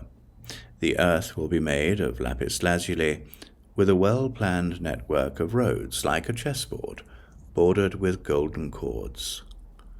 Rows of 7 jeweled trees, which are always full of flowers and fruits, will line the borders of these roads.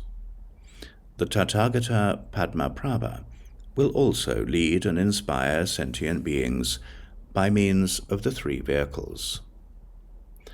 O Sariputra, when that Buddha appears, even though his will not be a troubled world, he will teach the 3 vehicles because of his original vow. This kalpa will be called Maharatna Pratimandita, meaning adorned with great jewels.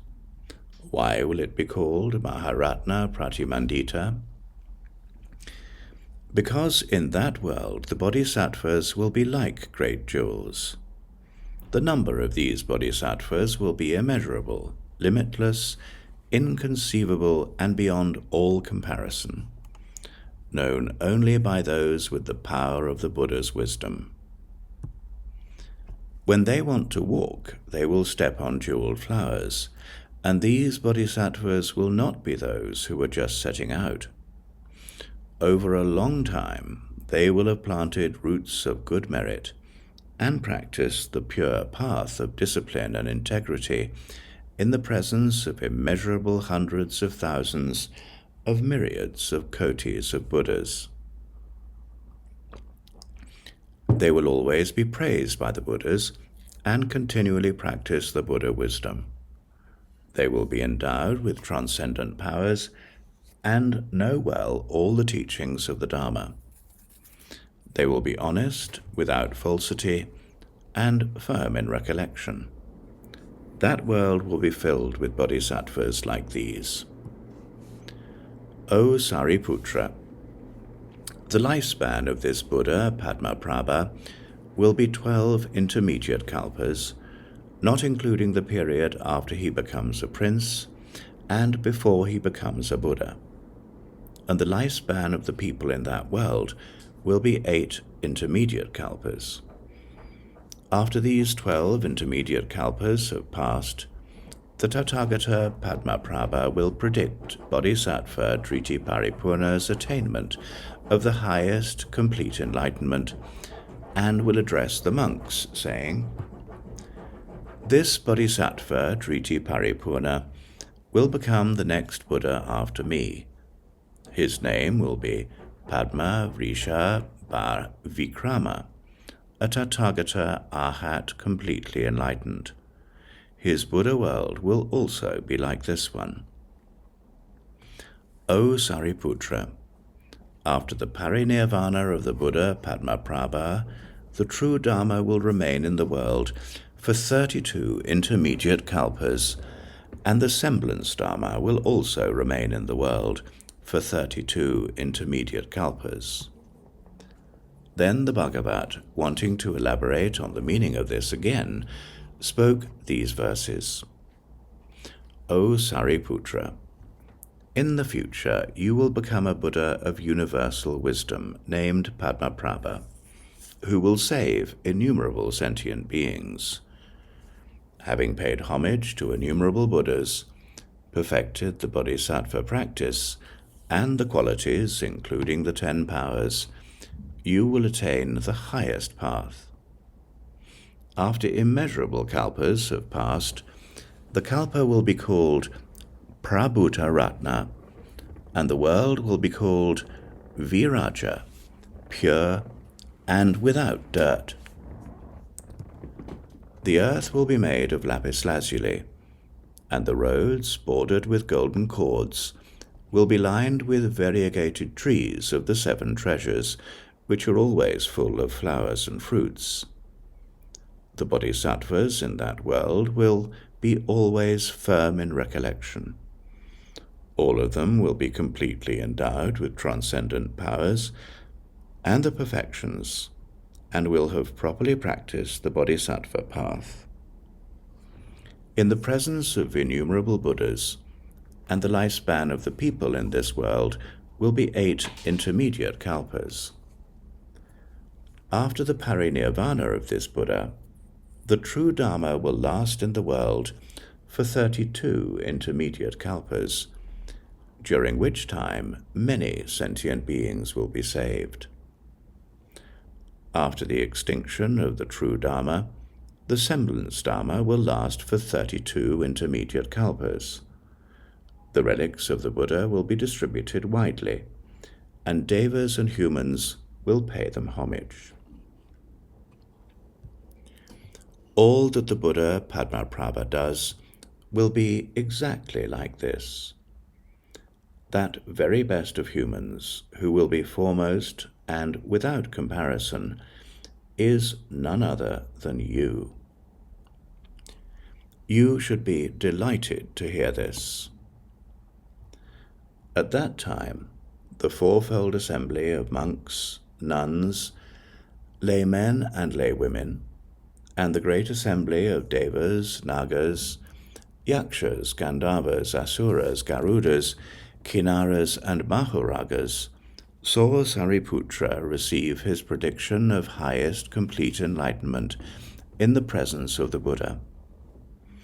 They rejoiced greatly and became immeasurably happy. All of them removed their outer garments and proffered them to the Buddha as offerings. Sakra, the Lord of Devas, and Brahma, together with innumerable Devaputras, also made offerings to the Buddha of their heavenly beautiful garments, heavenly Mandarava flowers, and great Mandarava flowers. Their heavenly garments floated and fluttered in the air, while in the sky the devas played hundreds of thousands of myriads of kinds of music together at one time. They rained down various heavenly flowers and said, "In the past, the Buddha turned the wheel of the Dharma for the first time in Varanasi. Now he has turned the wheel of the utmost and greatest Dharma again." Thereupon, the Devaputras spoke these verses in order to explain this again. "In the past, you turned the wheel of the Dharma of the Four Noble Truths in Varanasi, and you illuminated and explained the Dharma of the origination and extinction of the five aggregates. You have now again turned the wheel of the subtlest, utmost, and greatest Dharma. This Dharma is extremely profound. Only a few will be able to believe it. In the same way, we too shall certainly become Buddhas. We shall become peerless, unrivaled in all the world. The path of the Buddha, which is difficult to understand, is taught with skillful means according to what is appropriate for sentient beings.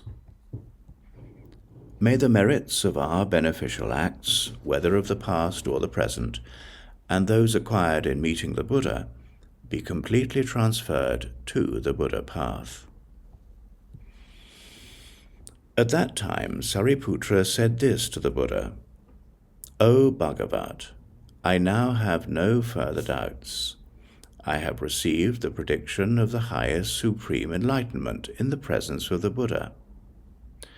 When all those 1,200 who have attained complete mental discipline were still under training in the past, the Buddha constantly led and inspired them, saying, 'My teaching overcomes birth, old age, illness, and death, and it leads to nirvana.' Both those who were still in training and those who were not thought that they were free from false views about the self, existence, and non-existence, and declared that they had attained nirvana. Yet now, in the presence of the Bhagavat, they have heard what they have never heard before, and have fallen into doubt. Splendid, O Bhagavat! I entreat you to explain to the fourfold assembly the reason why, and free them from their doubts." Then the Buddha said to Shariputra, "Did I not previously tell you that all the Buddha Bhagavats explain the Dharma with various explanations and illustrations using skillful means, all for the sake of highest complete enlightenment? All of these teachings are for leading and inspiring the bodhisattvas. Moreover, Sariputra, I will now clarify what I mean with illustrations. Those with wisdom will be able to understand through these illustrations. O Sariputra, suppose there were an aged and extremely affluent man, either in a town, city, or country, who has immeasurable wealth.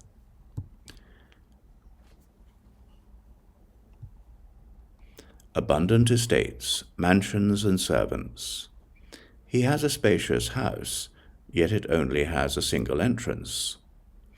Suppose many people live there, as many as 1, 2, or even 500 people.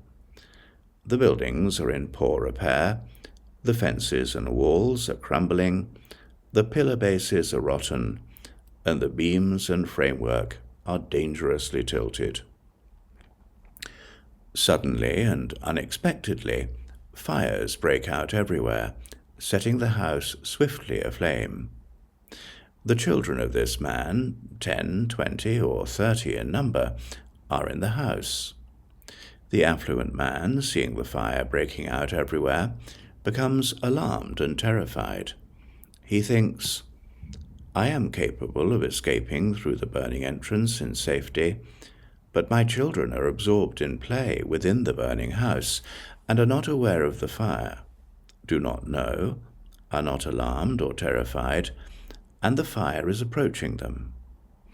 They are not troubled about their suffering, nor do they intend to leave the house. O Sariputra, this affluent man thought, since I am still physically strong, I could take the children out of the house in the folds of my garment, or on top of a desk.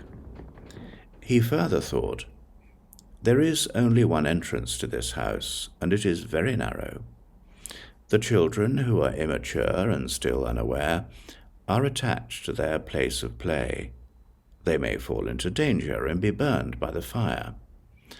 I should now tell them of the danger. This house is already burning. They must escape as quickly as they can to avoid being burned by the fire. After considering this, he urged the children according to this thought.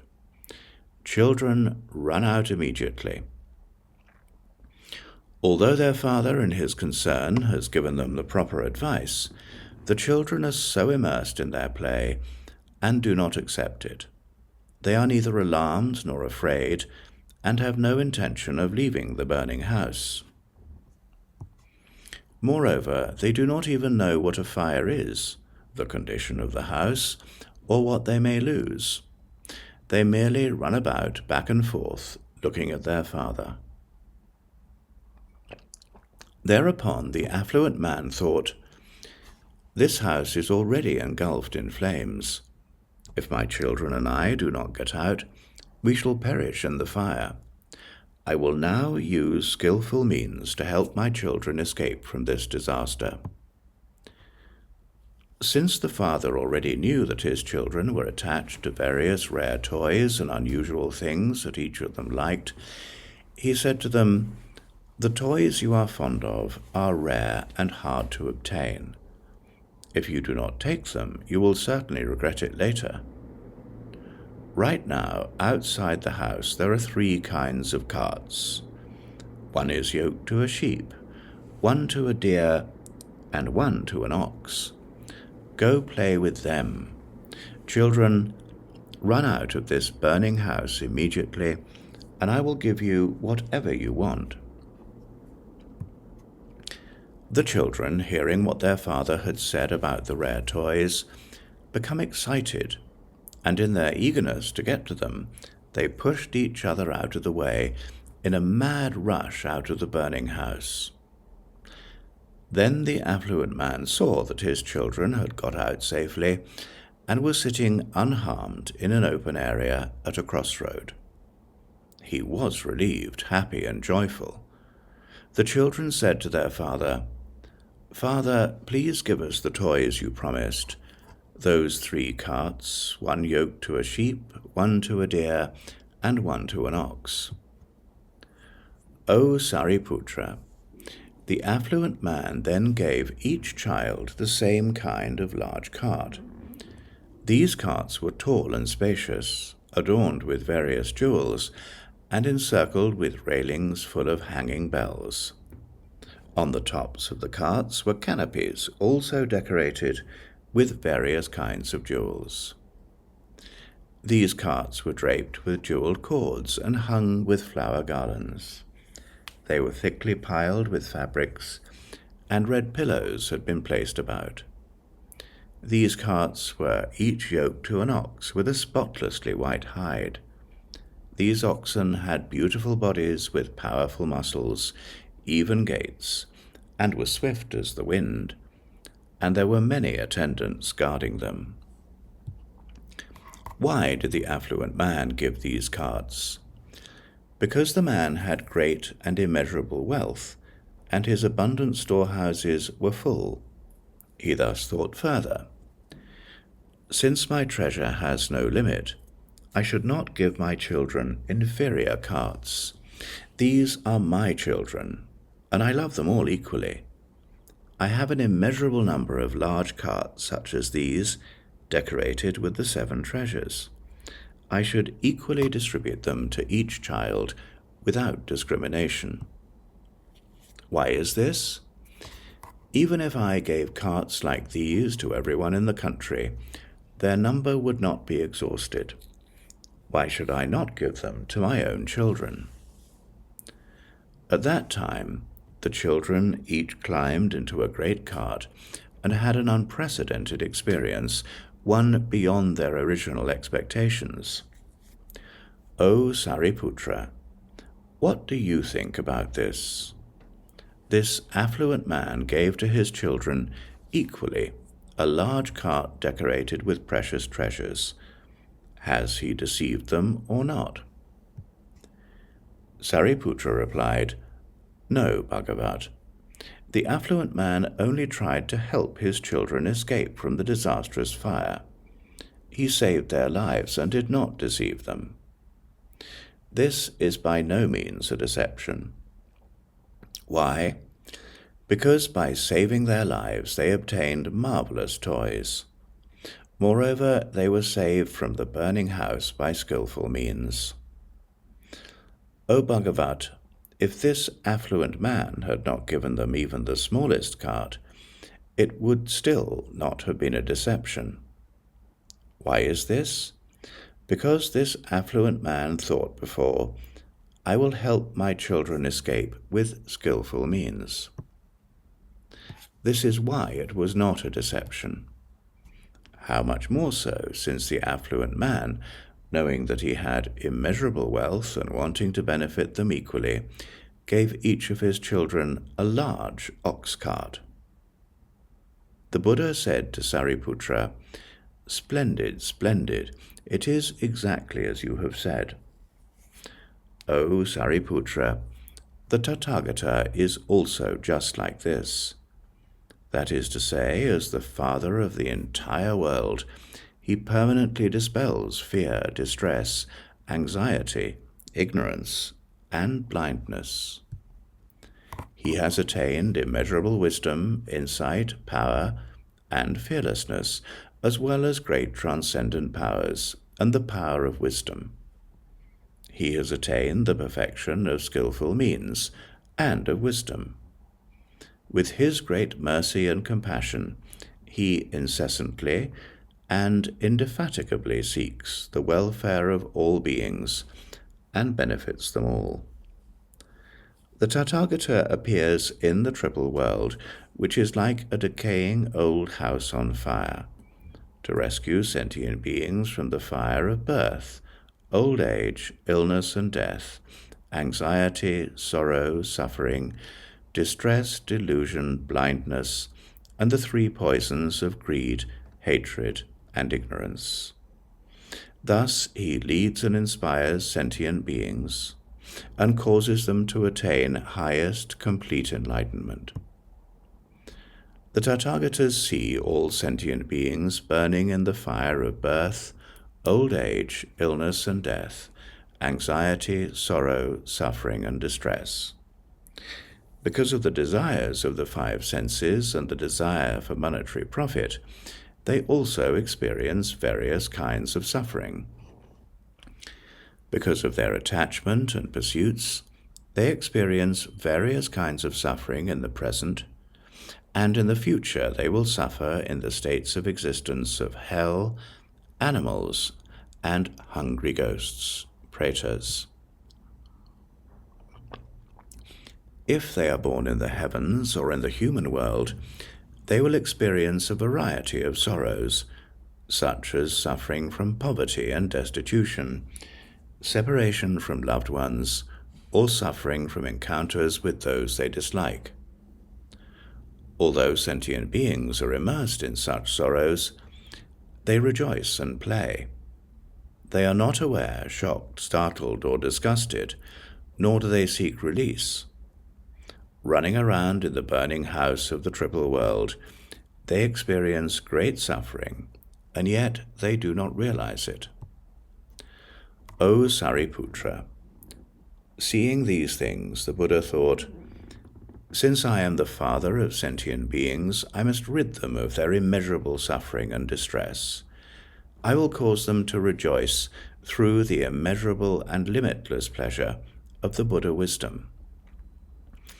O Sariputra, the Tathagata further thought, If I proclaim the Tathagata's wisdom, insight, power, and fearlessness to sentient beings with my transcendent powers, and the power of my wisdom alone, without using skillful means, it will be impossible to save them. Why is this? Because these sentient beings have not escaped from birth, old age, illness and death, anxiety, sorrow, suffering and distress, and are being burned in the blazing house of the triple world. How would they be able to understand the Buddha's wisdom? O Sariputra, although that affluent man had physical strength, he did not use it. He only earnestly employed skillful means to save his children from the disaster of the burning house, and later he gave each of them a large cart decorated with precious treasures. The Tathagata is exactly like this. Although the Tathagata has power and fearlessness, he does not use them, but rescues sentient beings from the burning house of the triple world only through wisdom and skillful means, teaching the three vehicles to the Shravakas, Pratyeka Buddhas, and the Buddhas, saying, "Do not take pleasure in living in this burning house of the triple world, and do not thirst after inferior objects, sounds, smells, flavors, and tangibles. If you are attached to these objects and have desires, then you will be burned. Leave the triple world in haste, and you will obtain the three vehicles, the vehicles for the Shravakas, Pratyeka Buddhas, and Buddhas. I definitely guarantee this to you. In the end it will come true. You should be diligent and persistent." The Tathagata attracts sentient beings through this skillful means, saying further, "You should know that the noble ones praise the teachings of these three vehicles that are self-directed, unrestricted, and independent. When they ride in them, sentient beings will enjoy faculties free from corruption, and also powers, paths to enlightenment, meditation, liberation, and concentration. And they themselves will attain immeasurable ease and pleasure. O Sariputra, those beings, wise by nature, who accept the Dharma from the Buddha Bhagavat, who are diligent, persistent, and wish to escape from the triple world quickly, and who are seeking nirvana, are all practicing the Shravaka vehicle. They are like those children who left the burning house, seeking the cart yoked to a sheep. Those beings who accept the Dharma of the Buddha Bhagavat, who are diligent and persevere in seeking the wisdom of the self-generated one, and enjoy tranquility for themselves, who profoundly know the causes of and reasons for existence, are all practicing the Pratyeka Buddha vehicle. They are just like those children who left the burning house, seeking the cart yoked to a deer. Those beings who accept the Dharma of the Buddha Bhagavat, who are diligent and persevere in seeking the wisdom of the Omniscient One, the wisdom of the Buddha, the wisdom of the self-generated one, the wisdom acquired without a teacher, the wisdom and insight, powers and fearlessness of the Tathagata, who are compassionate, put immeasurable sentient beings at ease, benefit devas and humans, and save all beings, are all practicing the Mahāyāna. Bodhisattvas are called Mahasattvas, great beings, because they seek this vehicle. They are just like those children who left the burning house, seeking the cart yoked to an ox. O Sariputra, that affluent man saw his children leave the burning house safely and arrive at a safe place. Knowing that he had immeasurable wealth, he gave a large cart equally to each child. The Tathagata is exactly like this.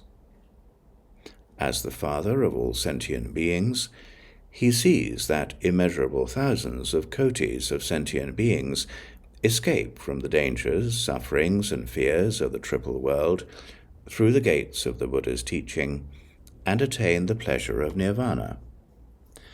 Then the Tathagata thought, because I possess the treasure house of the Dharma of the Buddhas, which contains immeasurable, limitless wisdom, power, and fearlessness, and because all sentient beings are my children, I will give them equally the Mahāyāna.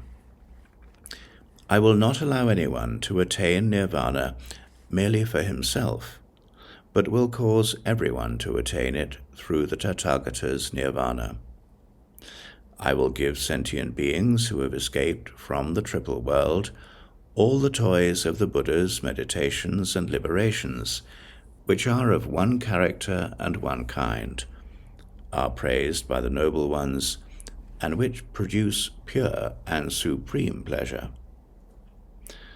O Sariputra, at first that affluent man attracted his children with 3 kinds of carts, then later gave them only the safest and best large ox cart adorned by jewels. Moreover, that affluent man was never accused of telling a lie. The Tathagata is exactly like this. He tells no lies.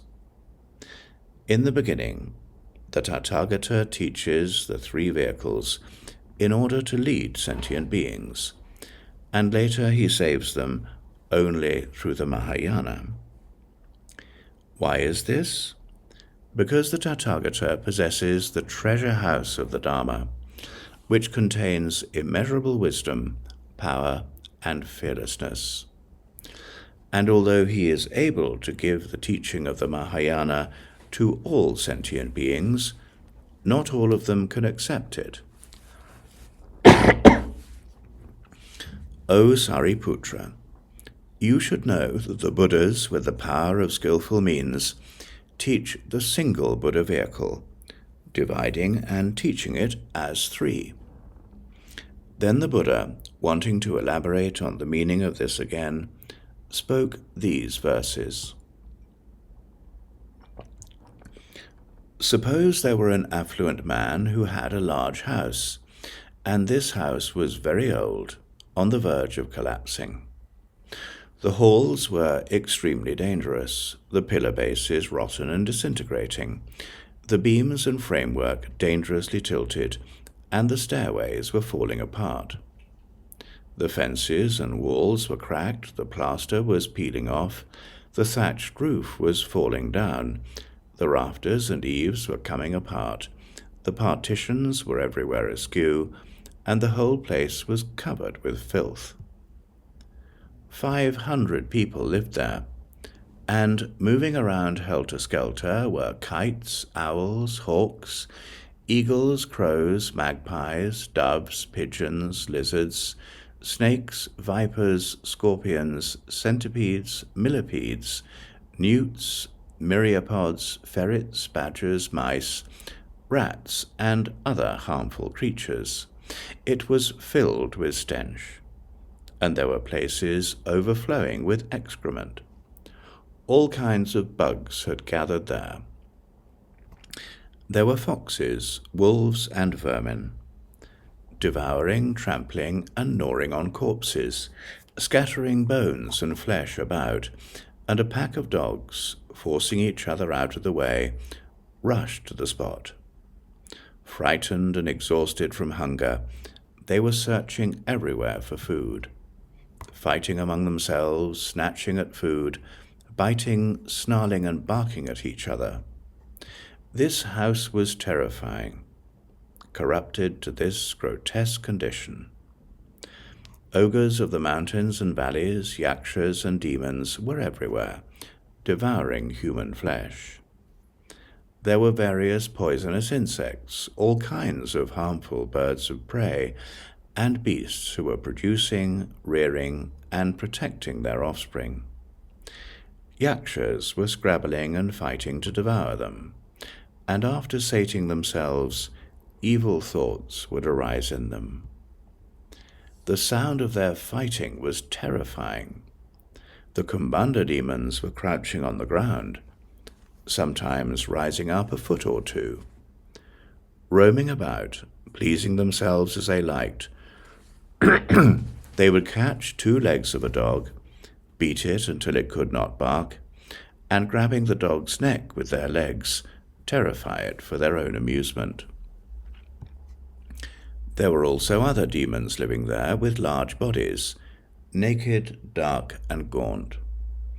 There were screaming, horrifying howls, crying out while searching for food.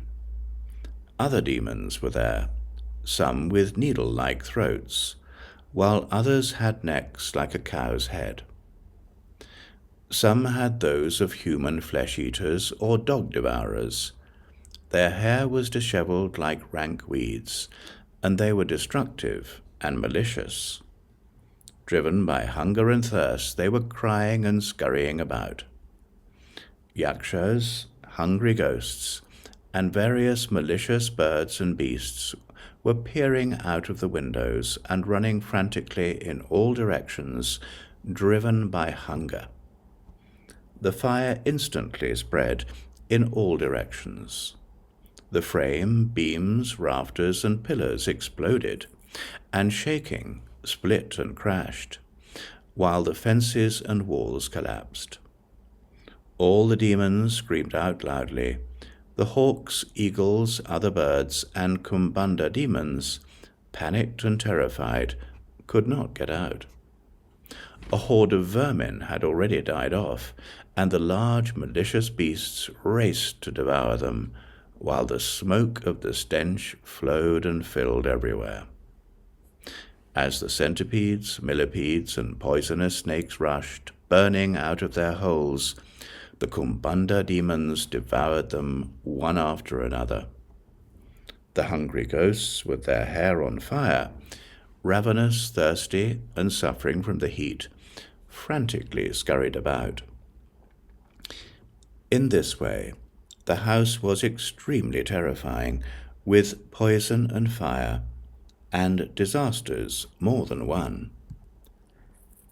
Then the householder, who was standing outside the entrance of the house, heard someone say, "Just a moment ago, in the midst of their play, your children entered this house. Being young and ignorant, they are attached to playing games." Hearing this, the affluent man was startled and went into the burning house to save them from the disaster of the fire. As he thought fit, he warned the children and explained the various dangers. There are malicious demons, poisonous insects, and the fire is raging everywhere. There are endless horrors, one right after another. There are poisonous snakes, lizards, vipers, yakshas, Kumbanda demons, vermin, foxes, dogs, hawks, eagles, kites, owls, and centipedes, all acutely suffering from hunger and thirst, and all extremely terrifying. These horrors are difficult to deal with, how much more so the conflagration. But the children, being ignorant, would not listen to their father's warning. Still attached to their games, they kept right on playing. Thereupon the affluent man thought, "My children, by doing this, increase my distress. There is nothing to enjoy now in this house. Nevertheless, my children who are absorbed in play will not accept my instructions, and so will be hurt by the fire."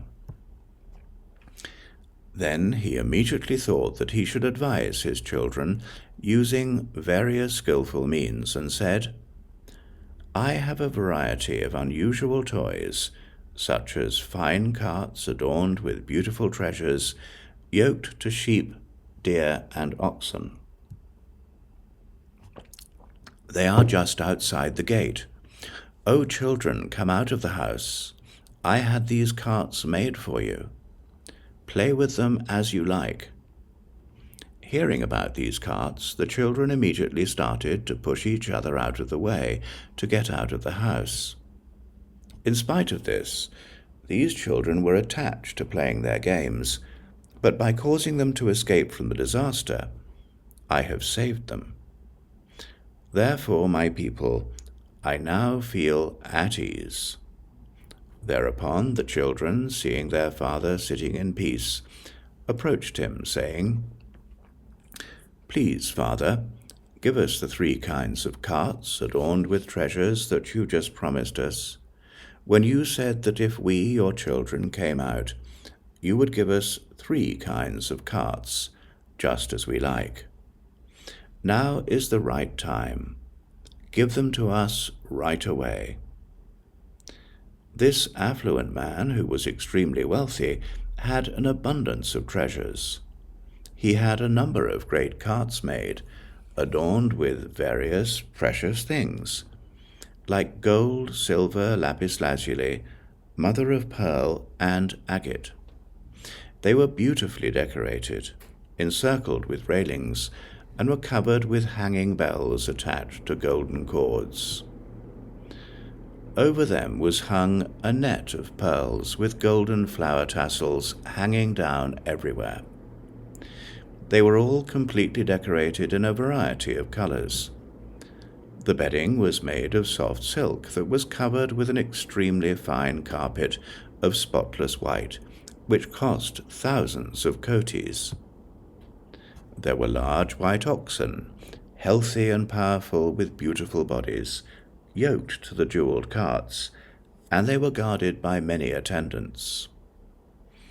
When they were given these fine carts, the children were joyful and excited. They got on the carts and drove delightedly all about. Amusing themselves in play, they mastered them without difficulties. The Buddha said to Sariputra, "I am also like this. I am the father of the world, the best of the sages. All sentient beings are my children. They are deeply attached to worldly pleasures and have no wisdom. There is no peace in the triple world, just like in the burning house, which is full of various suffering and which is extremely terrifying. There are always the sufferings of birth, old age, illness, and death. Such fires as these burn endlessly.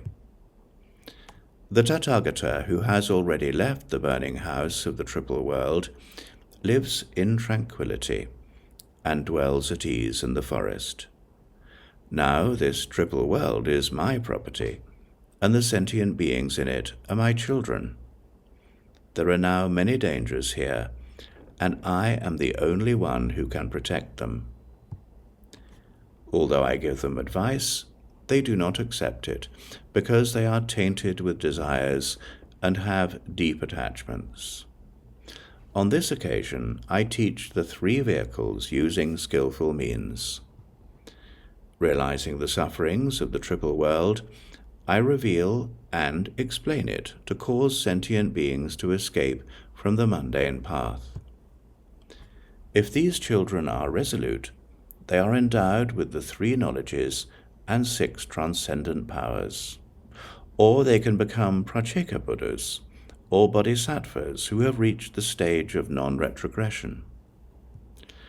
O Sariputra, I explain the single Buddha vehicle to sentient beings using this illustration. If you are able to accept what I say, you will all attain the Buddha path. This vehicle is subtle, pure, and peerless. There is nothing superior to it in all the worlds. This is what the Buddha enjoys. All the sentient beings should praise, honor, and revere it. There are immeasurable thousands of kotis of powers, liberations, meditations, wisdoms, and other attributes of the Buddha. I cause my children to obtain such a vehicle and let them play continuously, day and night, for kalpas. I cause the bodhisattvas as well as the shravakas to board this jeweled vehicle and lead them directly to the terrace of enlightenment. For this reason, there is no other vehicle but the skillful means of the Buddhas, even if one seeks in all the 10 directions. I tell you, O Sariputra, all of you are my children, and I am thus your father. Since you were burned by the fire of various sufferings for many kalpas, I saved you all by leading you out of the triple world. Although I have previously told you about your parinirvana, you have only extinguished birth and death, and have not actually attained nirvana. You should now seek only the wisdom of the Buddha. If there are any bodhisattvas in this assembly, they should listen single-mindedly to the real teaching of all the Buddhas. Those sentient beings whom the Buddha Bhagavats lead and inspire with skillful means are all bodhisattvas. Because people have little knowledge and are deeply attached to pleasures, I teach them the truth of suffering, i.e., the first noble truth. And those sentient beings rejoice, having attained such an unprecedented experience. The truth of suffering taught by the Buddha is nothing but the truth. To those who do not know the origin of suffering, i.e., the second noble truth, who are deeply attached to its causes and unable to abandon them, even for a while, I teach the truth about the path to its cessation using skillful means. All the causes of suffering originate from excessive craving. When this craving is extinguished, the source is removed. The cessation of suffering is called the third noble truth. One practices the path leading to its cessation, i.e., the fourth noble truth, in order to attain the truth of cessation. Removing the bonds of sufferings is called liberation. In what sense have these people attained liberation? They have merely removed false views and called that liberation. But actually, they have not yet completely attained it. The Buddha has explained that these people have not actually attained nirvana. I do not intend to lead them to nirvana because they have not yet attained the highest path. I am the Lord of the Dharma and have mastered the Dharma. I appear in the world to cause sentient beings to be at peace. O you, Sariputra, teach this, my Dharma sign, to benefit the world. Wherever you may go, never propagate it recklessly. You should know that those who hear, rejoice, and fully accept it have reached the stage of non-retrogression. Those who accept the teaching of this sutra have formally seen the Buddhas in the past, honored and paid homage to them, and also heard this teaching. Those who are able to accept what you teach will see me, you, the monks, and the bodhisattvas. This very Lotus Sutra shall be taught only to the profoundly wise. Those of superficial awareness who hear it will become confused and will not comprehend it. This sutra is beyond the comprehension of all the Shravakas and Pracheka Buddhas. O you, Shariputra, even you understood this sutra only through faith. It is no wonder that the other disciples cannot. They accept this sutra because they believe the Buddha's teaching, but it is beyond their intellectual comprehension. O Sariputra, never teach this sutra to those who are arrogant and lazy, or to those who hold false views about the self. Never teach it to those people of superficial awareness who are deeply attached to the desires of the 5 senses, since even if they heard it, they would not understand. Those people who will not accept and who disparage this sutra will consequently destroy the seed of the Buddha in the entire world. Now listen to what I teach about the results of the errors of those people who frown upon and have doubts about this sutra. Listen also to what I teach concerning the results of the errors of those people who, whether at the time of the Buddha's presence in this world or after his parinirvana, disparage this sutra and despise, hate, and hold grudges against the people who recite, copy, and preserve it. When such people die, they will go to the Avicii hell, and after spending a kalpa there, will be born in the same way again and again for innumerable kalpas. After coming out of this hell, they will be reborn as animals.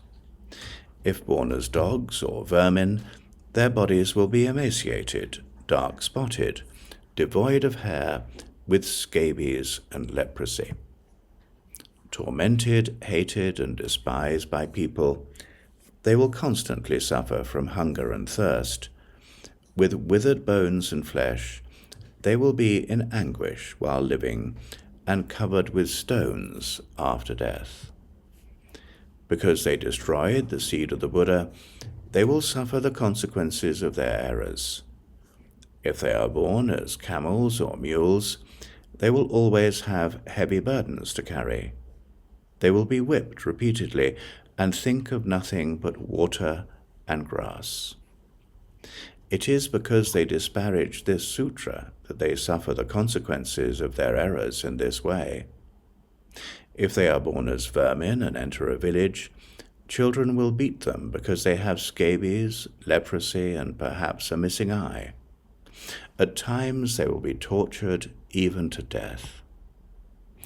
After dying, they will be reborn as giant snakes with great bodies as long as 500 yojanas. Deaf, dumb, legless, slithering on their bellies, eaten at by small insects, they will suffer day and night without respite. They suffer the consequences of their errors in this way, because they disparage this sutra.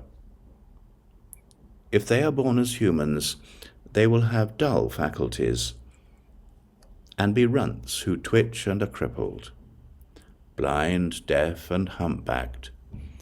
No matter what they may say, people will not believe them. Their breath will always be foul.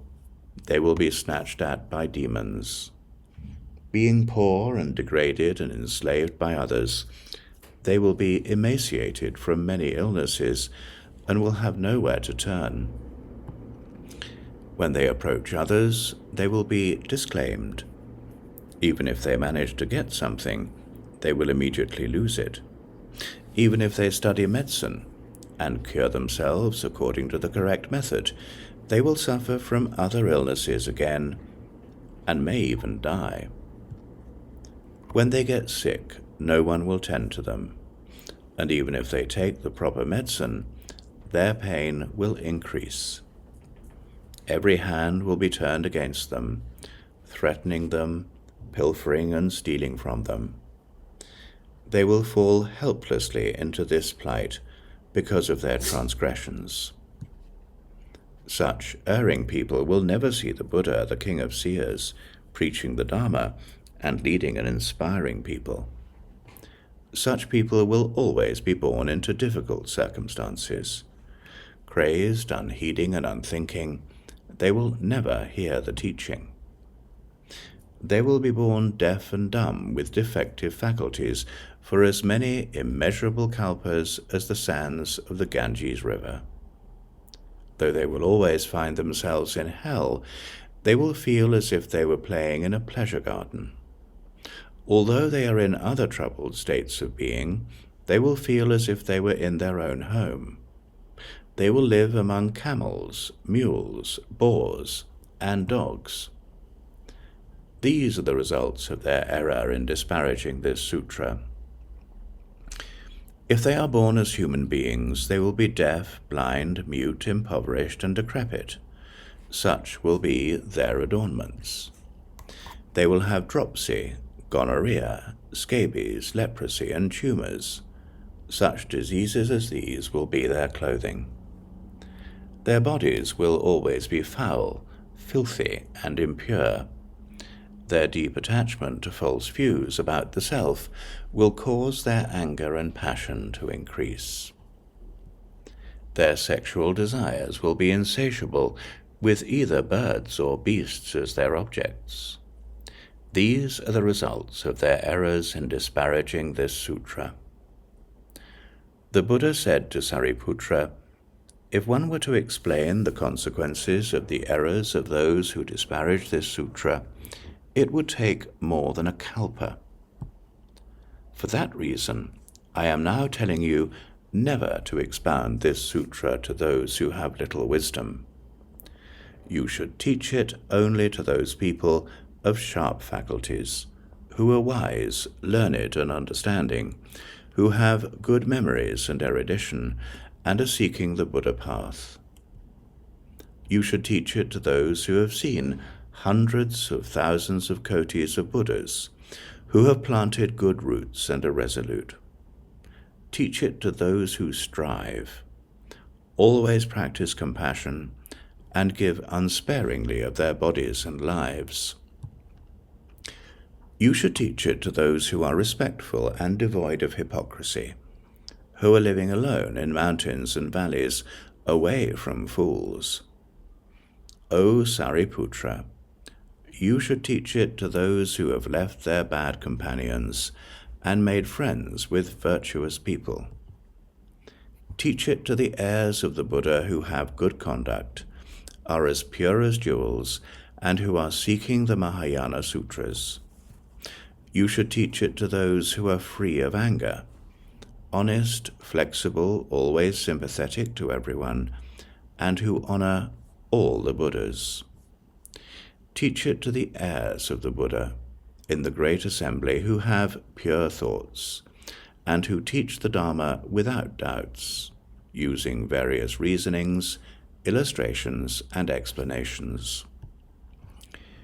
You should teach it to those monks who always and everywhere in search of the Dharma seek the Omniscient One, to whom they joyfully press their palms together, touch their heads, and preserve only the Mahāyāna sutras with pleasure, who never preserve even a single verse of any other sutra. Teach it to those who seek this sutra as intently as they seek for the relics of the Buddha, who after obtaining it will accept it respectfully with bowed heads, and will not seek any other sutra, and will never think about heretical scriptures.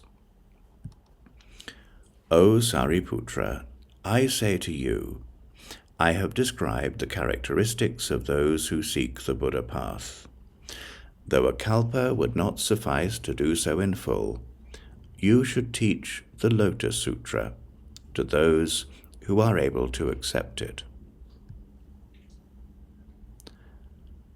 The Lotus Sutra, Chapter 4, Willing Acceptance.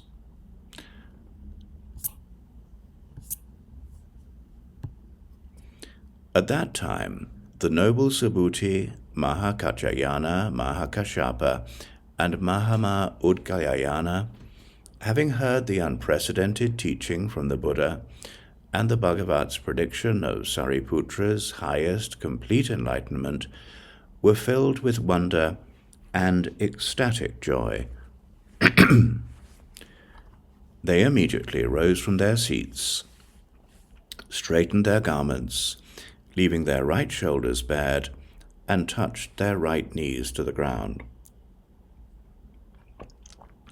With rapt attention and with palms pressed together, they bowed in veneration, and gazing at the Bhagavat's face, said to the Buddha, "We are the seniors of the Sangha, old and feeble.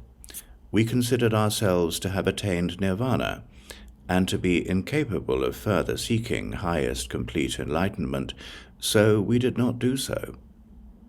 It has been a long time since the Bhagavat taught the Dharma in the past.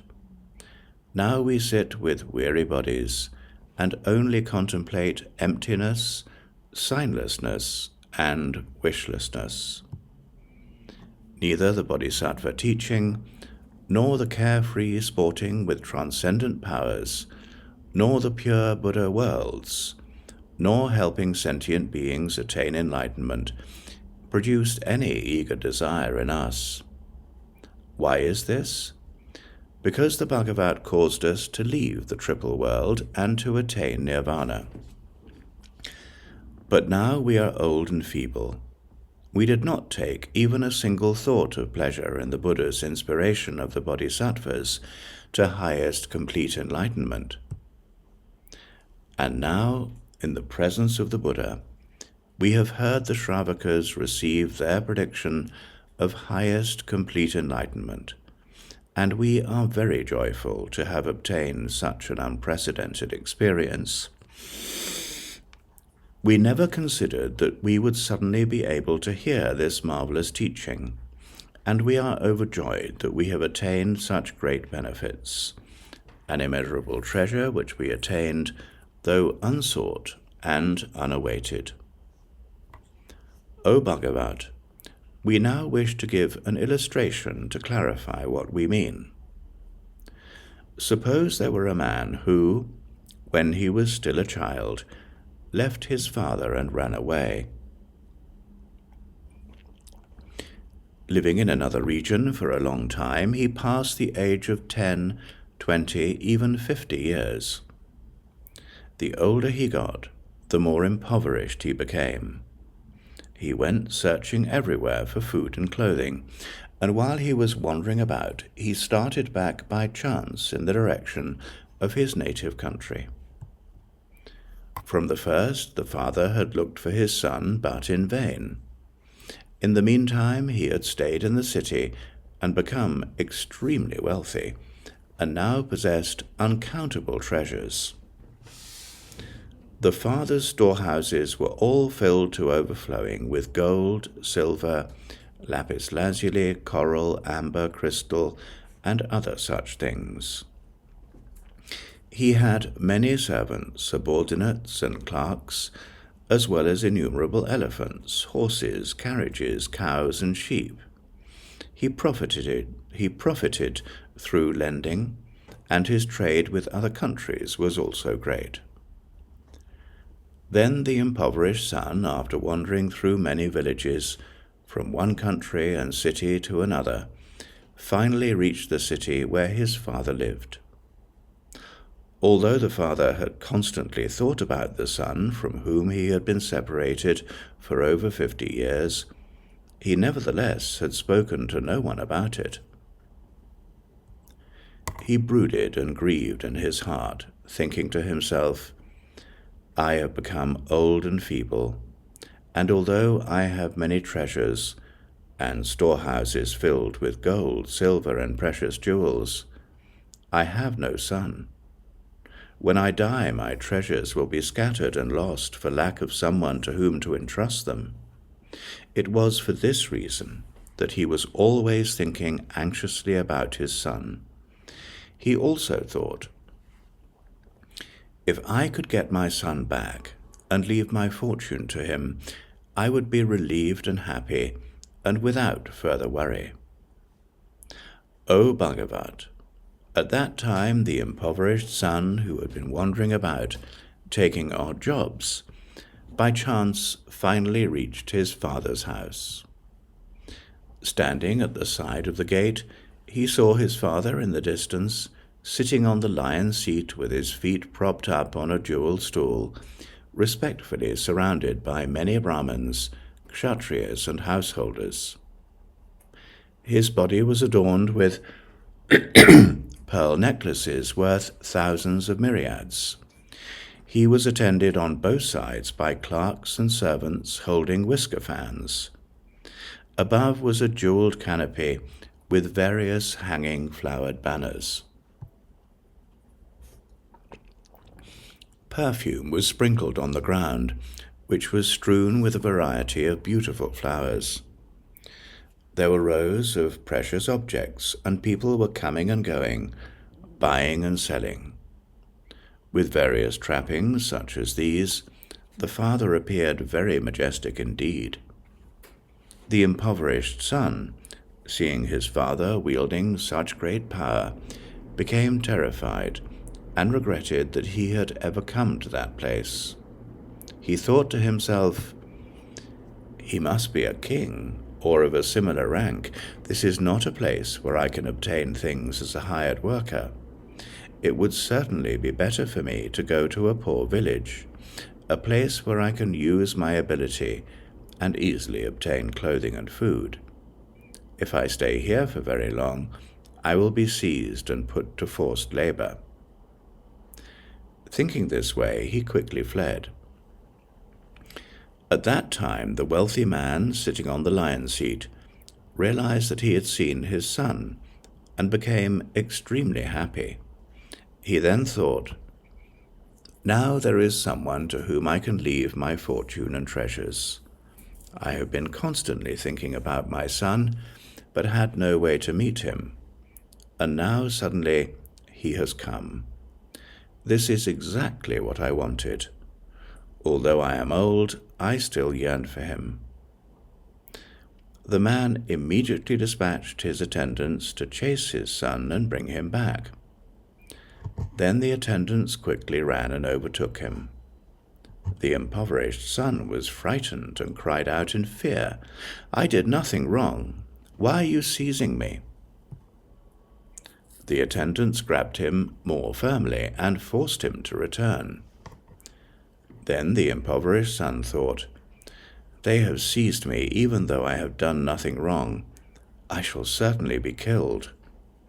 He was so terrified that he collapsed unconscious on the ground. His father, seeing this from a distance, told the attendants, "I don't need him. Don't force him to come. Pour cold water on his face and bring him to consciousness. Don't say anything more to him." What was the reason for this? The father knew that his son was of lowly aspiration, and that his own wealth and position would cause him problems. Although the father knew without doubt that the man was his son, he used skillful means and did not say to others, "This is my son." The attendant then said to the son, "You are free to go wherever you wish." Then the impoverished son, happy because he had never felt such relief, stood up and went to a poor village to seek for food and clothing. At that time, wanting to get his son back, the wealthy man employed skillful means and secretly dispatched 2 attendants of wretched and humble appearance. He said to them, "Approach the impoverished fellow and gently tell him that there is a place for him to work, where he will be paid double. If he gives his assent, then bring him back to work. If he asks you what kind of work there is for him to do, tell him that he will be employed to sweep dung, and that both of you will work with him." Then the 2 attendants immediately went in search of the impoverished son. When they found him, they told him this. At that time he took his pay and immediately went to work, sweeping dung. The father, seeing his son, felt pity and wondered what to do. Then one day, while looking through the window, he saw his son in the distance, appearing emaciated and wretched, soiled with dung and dirt. The father took off his necklaces, fine garments and ornaments, and put on torn, filthy clothes. Covering himself with dirt and taking a dung sweeper in his right hand, he made himself look fearsome. He said to his workers, "Work hard and don't be lazy." Through this kind of skillful means he was able to approach his son. He spoke to him further, saying, "I want you to always work here. Don't go anywhere else, and I will pay you more. There will be no difficulty in getting the things you need, like utensils, rice, noodles, salt, and vinegar. I also have an old servant. If you need him, I'll give him to you. Be at ease. I am just like your father, so don't worry about anything. Why am I doing this? Because I am old and you are still young. Whenever you work, you are never lazy or sullen and never complain. I never see in you the bad qualities the other workers have. From now on, you will be just like my own son. Then the wealthy man immediately addressed him as his child. At that time, even though the impoverished son rejoiced at being treated this way, he nevertheless still considered himself a humble employee. For this reason, his father let him continue to sweep dung for 20 years. At the end of this period of time, each had come to trust the other. Yet even though the son had free access to his father's house, he still lived in the same place as before. O Bhagavat, one day the wealthy man became ill and knew he was going to die before long. He said to the impoverished son, "This is what I have been thinking, and I want you to understand my intentions. I now have plenty of gold, silver, and precious treasures filling my storehouses. Get to know exactly how much is being taken in and out of them. Why do I want you to do this? Because you and I are one and the same. Take good care of our fortune, and don't let it be lost." Then the impoverished son obeyed his instructions. Although he learned everything about the gold, silver, precious treasure, and the storehouses, he never wanted to take even the least amount. Nevertheless, he still lived in the same place as before, and was still not able to get rid of his feeling of inferiority. After a short time had passed, the father knew that his son's mind had become composed, that his will had increased, and that he was ashamed of his former feelings. When the father was just on the verge of death, he ordered his son to meet the king, ministers, kshatriyas, householders, and relatives who had already assembled there. The father then declared, "This is my own son, my own progeny. When we were in a certain city, he left me and fled. He wandered around for more than 50 years, undergoing hardships. His original name is such and my name is such and such. Long ago, when I was in that city, I worried and searched for him. At last and unexpectedly, I met up with him. This is my true son, and I am in truth his father. All of the fortune I now possess belongs to my son.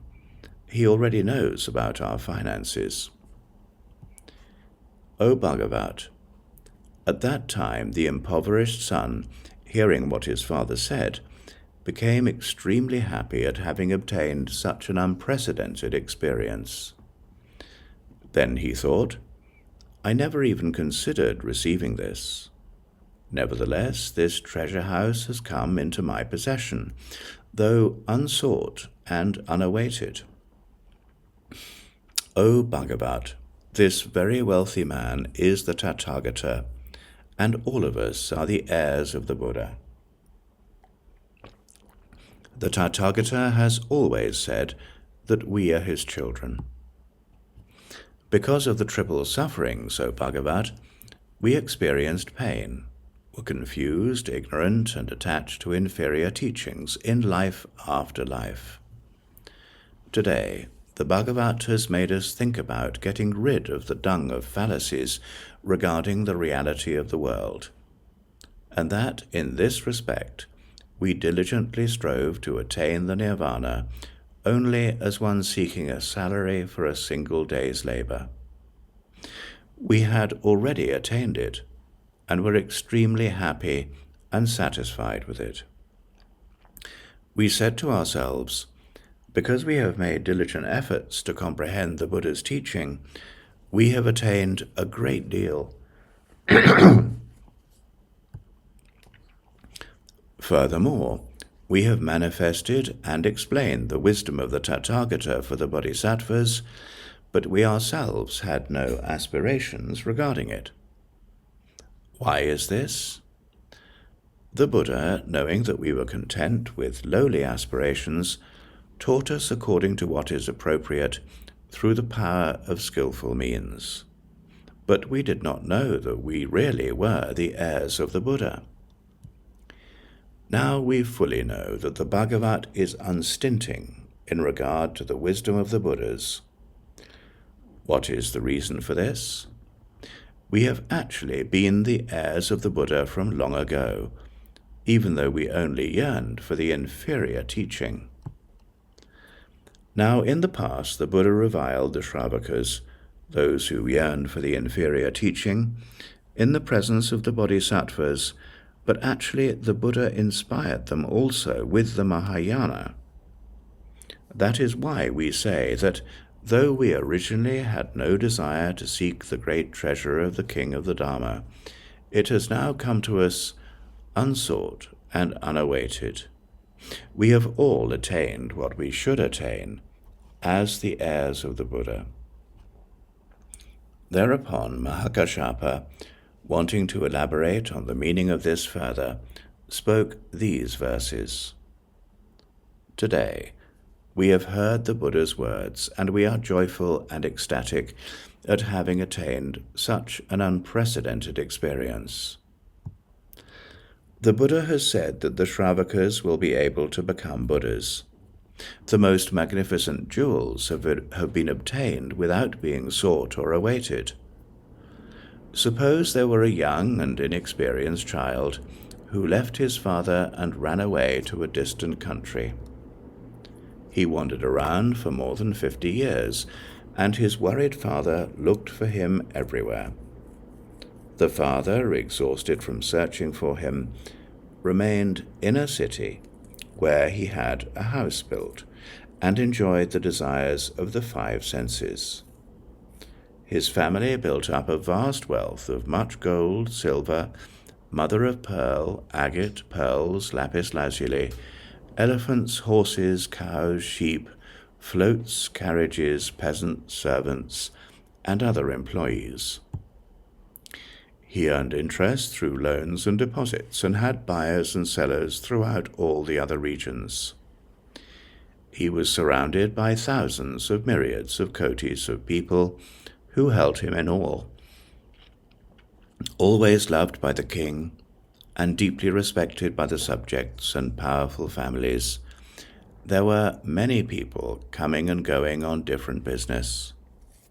He was thus extremely wealthy and very powerful. And yet, as he grew older, he increasingly worried about his son. Day and night he thought, "Soon I will die. My foolish son has abandoned me for over 50 years. What should I do with the various goods in my treasure houses?" At that time the impoverished son was going from town to town, from one country to another, seeking food and clothing. Sometimes he obtained them, and sometimes he did not. He was emaciated from hunger, and his body was covered with scabies. Through his wanderings, he gradually reached the city where his father lived. And after having been employed at one place after another, finally ended up at his father's home. At that time, the wealthy man was sitting within the gate on a lion seat, sheltered by a huge jewel-covered canopy. He was surrounded by his attendants and guarded by his men. Some were counting gold, silver, and jewels, and some were settling the finances, while others were keeping the accounts. The impoverished son saw his father, who was extremely wealthy and dignified. He wondered if this man were a king or someone of equal rank. He became intimidated and wondered why he had gone there. He thought to himself, "If I stay here for long, I will be harassed and coerced into working." Thinking this, he ran away in search of a poor village where he could find employment. At that time, the wealthy man, who was sitting on the lion's seat, saw his son in the distance. Though he recognized him, he told no one, but sent his attendants to pursue him and bring him back. The impoverished son was terrified, cried out, and collapsed on the ground in confusion, thinking, "Since this man has seized me, I shall certainly be killed. In vain did I come here in search of food and clothing." The wealthy man knew that his son's thoughts were humble and foolish, and that he would not believe what he said, nor believe that he was his father. Then, using skillful means, he dispatched other men with squint eyes, of small stature and little dignity, saying to them, "Tell him we will employ you to sweep dung at double your wages." When he heard this, the impoverished son was overjoyed, and returned to sweep dung and clean houses. The wealthy man constantly watched his son through the window, and thought that his son was foolish and willingly did menial things. Then the wealthy man put on torn and filthy clothes, and holding a dung sweeper, went out to his son. He approached his son through this skillful means and said to him, "Work hard. I have already increased your wages and given you more balm for your feet, given you sufficient food and warm, thick mats." He further advised him, saying sternly, "You should work diligently." Then he gently added, "I will treat you like my son." The wealthy man, being wise, gradually gave him the freedom of the house, and after 20 years had passed, let him become involved in the family business. He showed him the gold, silver, pearls, and crystal, and made him learn about all aspects of the finances. Yet the impoverished son still lived in a thatched hut outside the gate, and considered himself poor, thinking that these things were not his own. The father knew that his son was gradually becoming more noble, and wanting to give him his fortune, he assembled the king, ministers, kshatriyas, householders, and relatives. He informed this great assembly, saying, "This is my son. He left me and stayed away for 50 years. 20 years have already passed since I saw my son return here. Long ago I lost my son in a certain city, and after wandering around in search of him, I ended up staying here. I entrust to him all the houses and men that I possess. They are all at his disposal." The son thought, "Long ago I was poor and of lowly aspiration. Now at my father's place I have obtained an immense fortune of such things as precious jewels and houses. I am overjoyed at having obtained such an unprecedented experience." The Buddha is also like this. He knew that we yearn for the inferior teaching, so he never taught us that we should become Buddhas.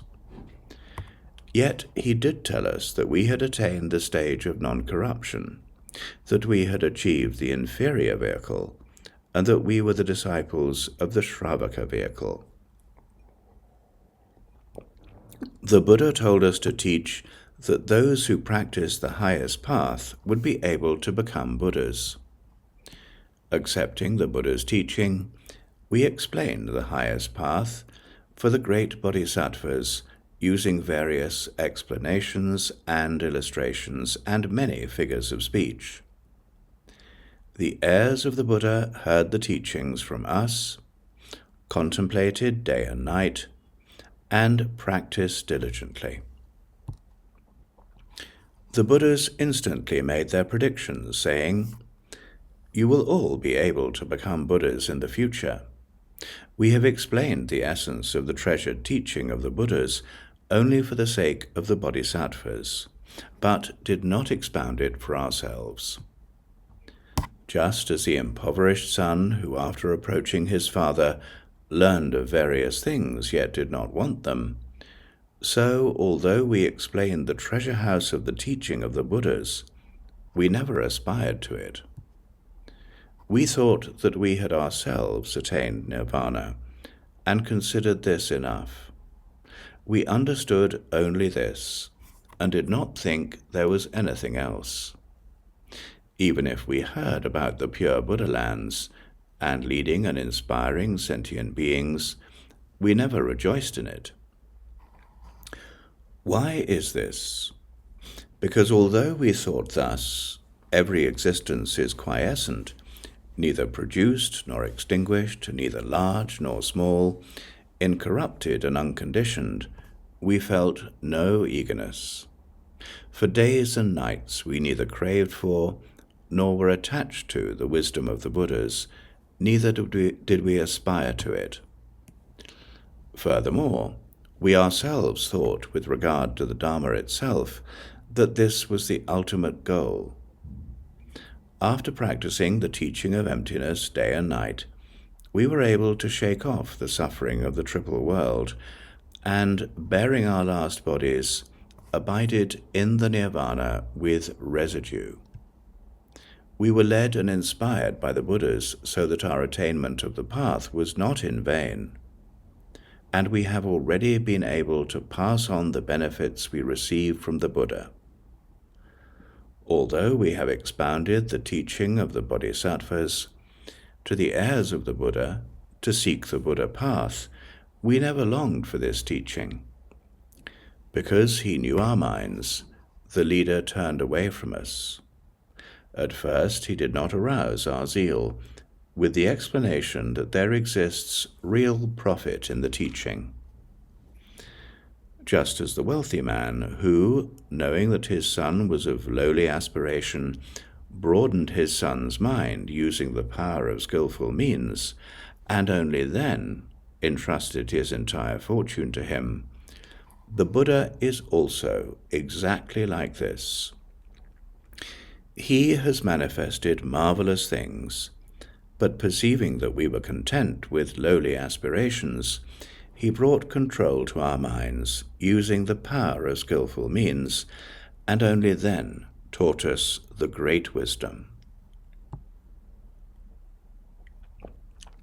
Thus, today we have obtained an unprecedented experience. The fact that we have now spontaneously obtained what we had not longed for is just like the impoverished son who obtained innumerable jewels.